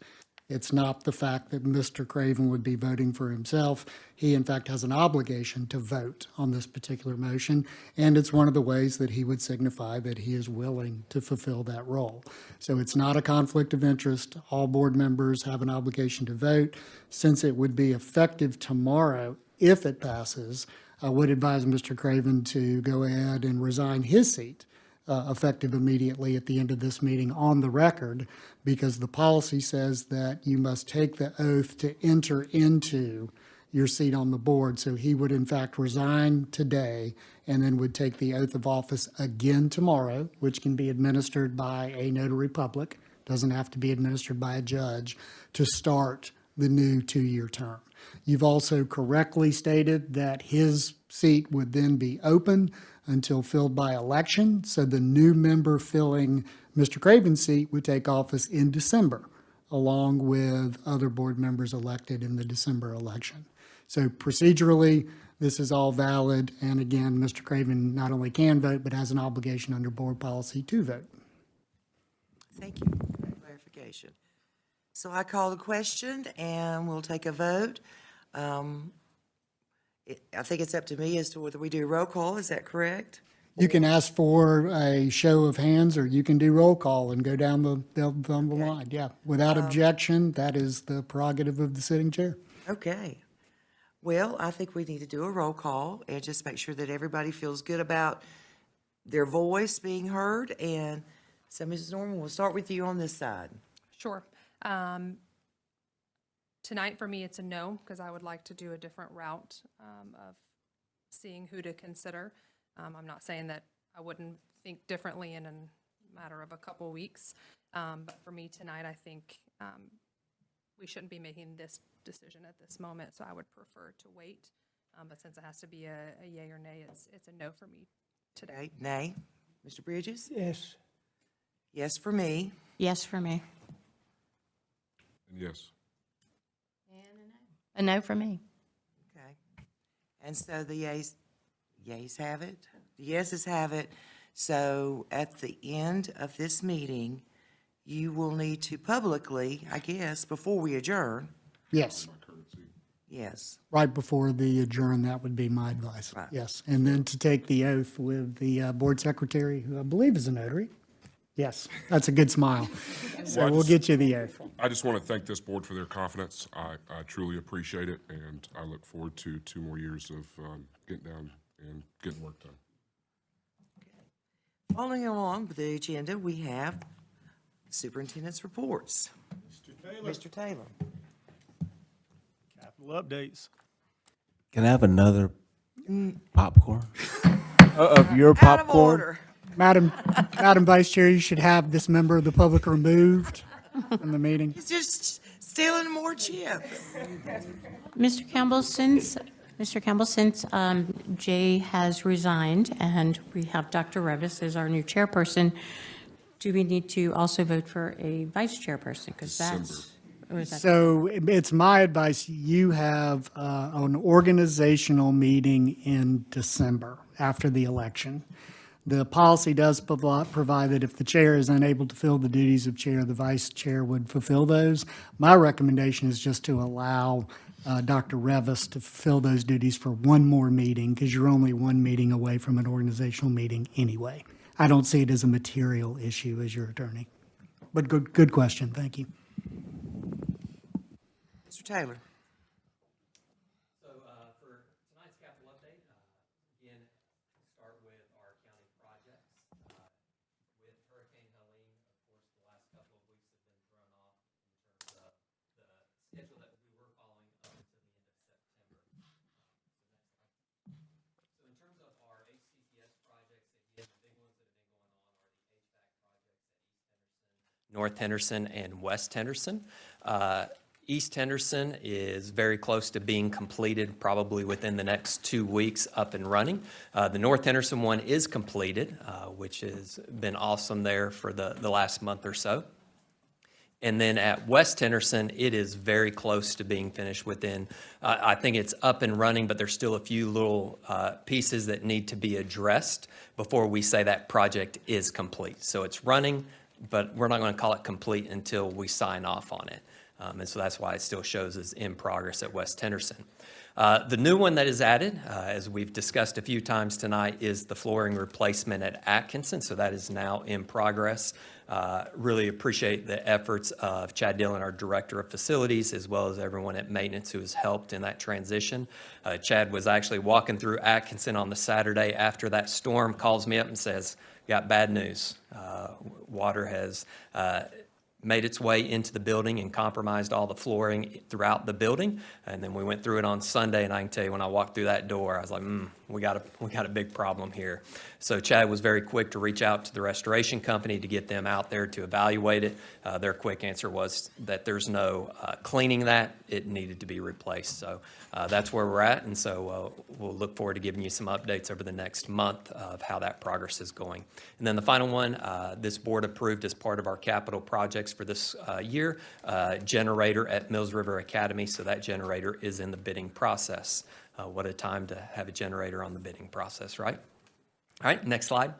A few pictures here from Atkinson. Again, Chad Dillon's quick efforts to get the restoration company in there is already showing in terms of their quick work of getting things dried out, removing carpet and other flooring. And so these are a couple of pictures from last week. One is just an entire hallway. You can see all the way down. They've already got that flooring out. And then here's a classroom that I just picked as I walked in to show just how quickly they've been in there to get that work started. So, Mr. Craven, there's an example of what has to be mitigated by a separate company versus what could be pulled out, because the taped over part is what has to have a special company come in and do that mitigation. Is it blocking the whole inside, everything? Yes. It is, yeah. It's a masonry building. Yeah. Which is probably good. Oh, that's a very good thing. Yeah. We've had a little bit of sheetrock, but Not significant. Yeah. Yeah. At the end of this, do they do a mildew check? We will work with them to evaluate it. Department or somebody does? Yeah. we have a testing company, and that's part of this process. This cleanup crew, they've been drying that building out, and nothing will go back until we know that the moisture levels are acceptable and that the air quality is acceptable to then install. So before anybody goes back in there and puts anything permanent back, we will have that test done. And then also, once it is completed, we'll make sure the air quality is good before we bring anybody to occupy that building. Next slide. In terms of MRTS projects, we have a new one added since our last board meeting, which is the chiller replacement at Apple Valley. There was a pre-bid meeting for that on October 9th, and then the closing date for that is October 23rd. The Atkinson HVAC replacement, phase one, is, in terms of the equipment installation, that part is very close to being finished. And then from there, it's just demoing the old units. We'll see over the course of the next couple of months how they get, potentially they'll have greater access to the building since the students and staff are not there during the day. So we'll see how that can work with the restoration and the carpet or the flooring replacement there. And then, of course, at West Henderson, we have that big project going on with the new front office and building connection. That continues to be in progress, and I've got a few pictures tonight for you from Area A. You go ahead. So Area A, again, is that new front entrance that is definitely coming together if you drive by there. So the picture there to the left, again, shows that pathway up to the cafeteria where those are exit doors coming out of there. Previously, they were windows, but now they're just exit doors for egress. Then the wall that's up to insulate that courtyard, and then that opening that you see there will be a gate so that we can get different types of equipment in and out of that space as needed. The center picture is that walkway going up into that new main entrance, and then to the right is a side view of that walkway as well. Next slide. Here's some pictures from inside that new entrance area. So the picture to the left, that is the airlock. So as you walk in those doors, that is the space that you would then go into. The center picture is where the front desk is located within that new lobby area. And then the picture to the right are the exit doors going up to the cafeteria gym entrance area. So that is Area A. Area B, didn't have pictures tonight for you from that area, but that is the back area where they're enclosing and connecting those buildings. The block work continues to go up there. That will connect it, and then as well where those single-user restrooms will be located. So any questions tonight? And thankfully, through the storm, there wasn't any setbacks on any of the construction. It all held, which was good. Awesome. Thank you very much. Mr. Sosha, financial statements, local and capital outlay. All right. Yeah, so it's kind of a crazy time. We got through the end of September, as we are referred to as the end of the ESSER funds, just in time to go into the FEMA funds. It's just one transition period after another. Ernie was so kind to change our Wednesday meeting title. We didn't get to cancel it, but we've changed the title. Yeah, and we'll be continuing to have that conversation. But for tonight, for the local current expense and other restricted funds through September 30th, which is all going to be the normal operations, we have revenues up to $11,431,000, and our expenditures are at $8,150,000. You know, and we knew we had more expenditures this year. We're $755,000 more in expenditures through the first quarter of this year than we were last year for operations. On the capital outlay front, doesn't get into all the things that Mr. Taylor was talking about, because some of that was the ESSER projects with those HVAC things, but on the regular capital outlay, through the end of September 30th for the first quarter, we've received $368,589 in revenues, and our project expenditures are $449,541. The two main projects that we had paid out on was the flooring at Flat Rock, which you guys saw pictures of last time. We've now paid that $192,000, and the chiller over at Marlowe that he was referring to of $222,000. And we will continue to move through those are all previous year projects that we carried over. Thank you guys very much. It will be. Mr. Garrett, general operations. Thank you, Madam Chair. Members of the board, it's my pleasure to share this month's update. October is National School Principal Month and National Physical Therapy Month, so that's why we were able to name the Principal of the Year. So we would like to congratulate Dr. John Shepard for his peers selecting him as the Principal of the Year for this year. National School Lunch Week is October 14th through the 18th, so we are in the middle of that right now. And certainly didn't know this is where we would be, but this is where we are. Next week is the countdown to college and college application week. So I have been watching my wife doing letters of recommendations for students in 3 different districts now. She has connections. So certainly thanks to all those teachers and educators and folks out there who do those as we get ready for the NC countdown to college and college application week and those deadlines. National Native American Heritage Month and Veterans History Appreciation Month is in November. November 6th will be our school board tours. We will pick back up with Sugarloaf, Glen Marlowe, and Apple Valley. November 11th is our Veterans Day holiday, and this is the one holiday you have to take on the day, and it is actually on Monday. So kind of like when we were kids, when they celebrated on Monday, it actually falls on a Monday this time. So we're excited to celebrate that. And then November 11th through the 15th is National School Psychology Week. We have our regular business meeting November the 18th at 4 o'clock. And then November 22nd is National Substitute Educators Day, which they are worth their weight in gold, especially the last couple of years. So those are my updates there. If I could take just a point of privilege, I just really appreciate everybody's support and understanding again as we've gone through the last couple of weeks, and really want to send some thoughts and prayers out to our fellow districts and our folks in the region. It's very interesting that I served in Watauga, and the first school I served as principal of is now no longer usable, and that's Valley Crucis Elementary. Now they're building a new school that will come online in January or February, so they're relocating in the short term. Then I spent a long time as high school principal in Avery County, which has been impacted very heavily, and then also McDowell County. And we built Old Fort Elementary School at the same time. Henderson County was building Edneyville, and we purposely built it up above the 500-year floodplain, and it got 2 feet of water in it. and it washed every bus out, and it washed one bus a mile down the road across the interstate and relocated it, and it looks like it was a toy that it tossed around. So just really had great experiences in all 4 communities. They're 4 wonderful communities, as Henderson is, and just my heart goes out to everybody, and we know that they're going to dig and get back on their feet. And I also want to thank everyone around the state. I've had superintendents from all points across the state reach out and say, what do you need?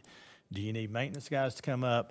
Do you need supplies? Do you need, just what do you need? You just tell us, and they're ready and waiting. So it's great to know we have that network with our transportation, with our maintenance folks, and with our fellow public school systems across North Carolina. So thank you to everyone who's listening, and we're ready to get back at it, and so glad kids are back. So thank you, ma'am. Thank you. Do I have a motion to adjourn? Now, Madam Chair, I would like to resign my current seat as a board member so that I may accept Mr. Egoff's seat tomorrow. Thank you. Thank you for your resignation. And is that, I mean, that didn't really sound right, did it? It's okay. And we need to do the paperwork or whatever. Yes. Okay, so just, I have a question. So does that mean you come back as chair? No, ma'am. She's the chair. The chair's vacated, so she's the chair. Okay. At least until an Until organization. Until the December December is vote. always your reorganizational meeting. There's just, I thought that's what he said, but it was just, there's just no vice chair. Dr. Revis has the control. Okay, do I have a motion to adjourn? I move that we adjourn this meeting. Second? Second. All those in favor, aye? Aye. Opposed? Nay?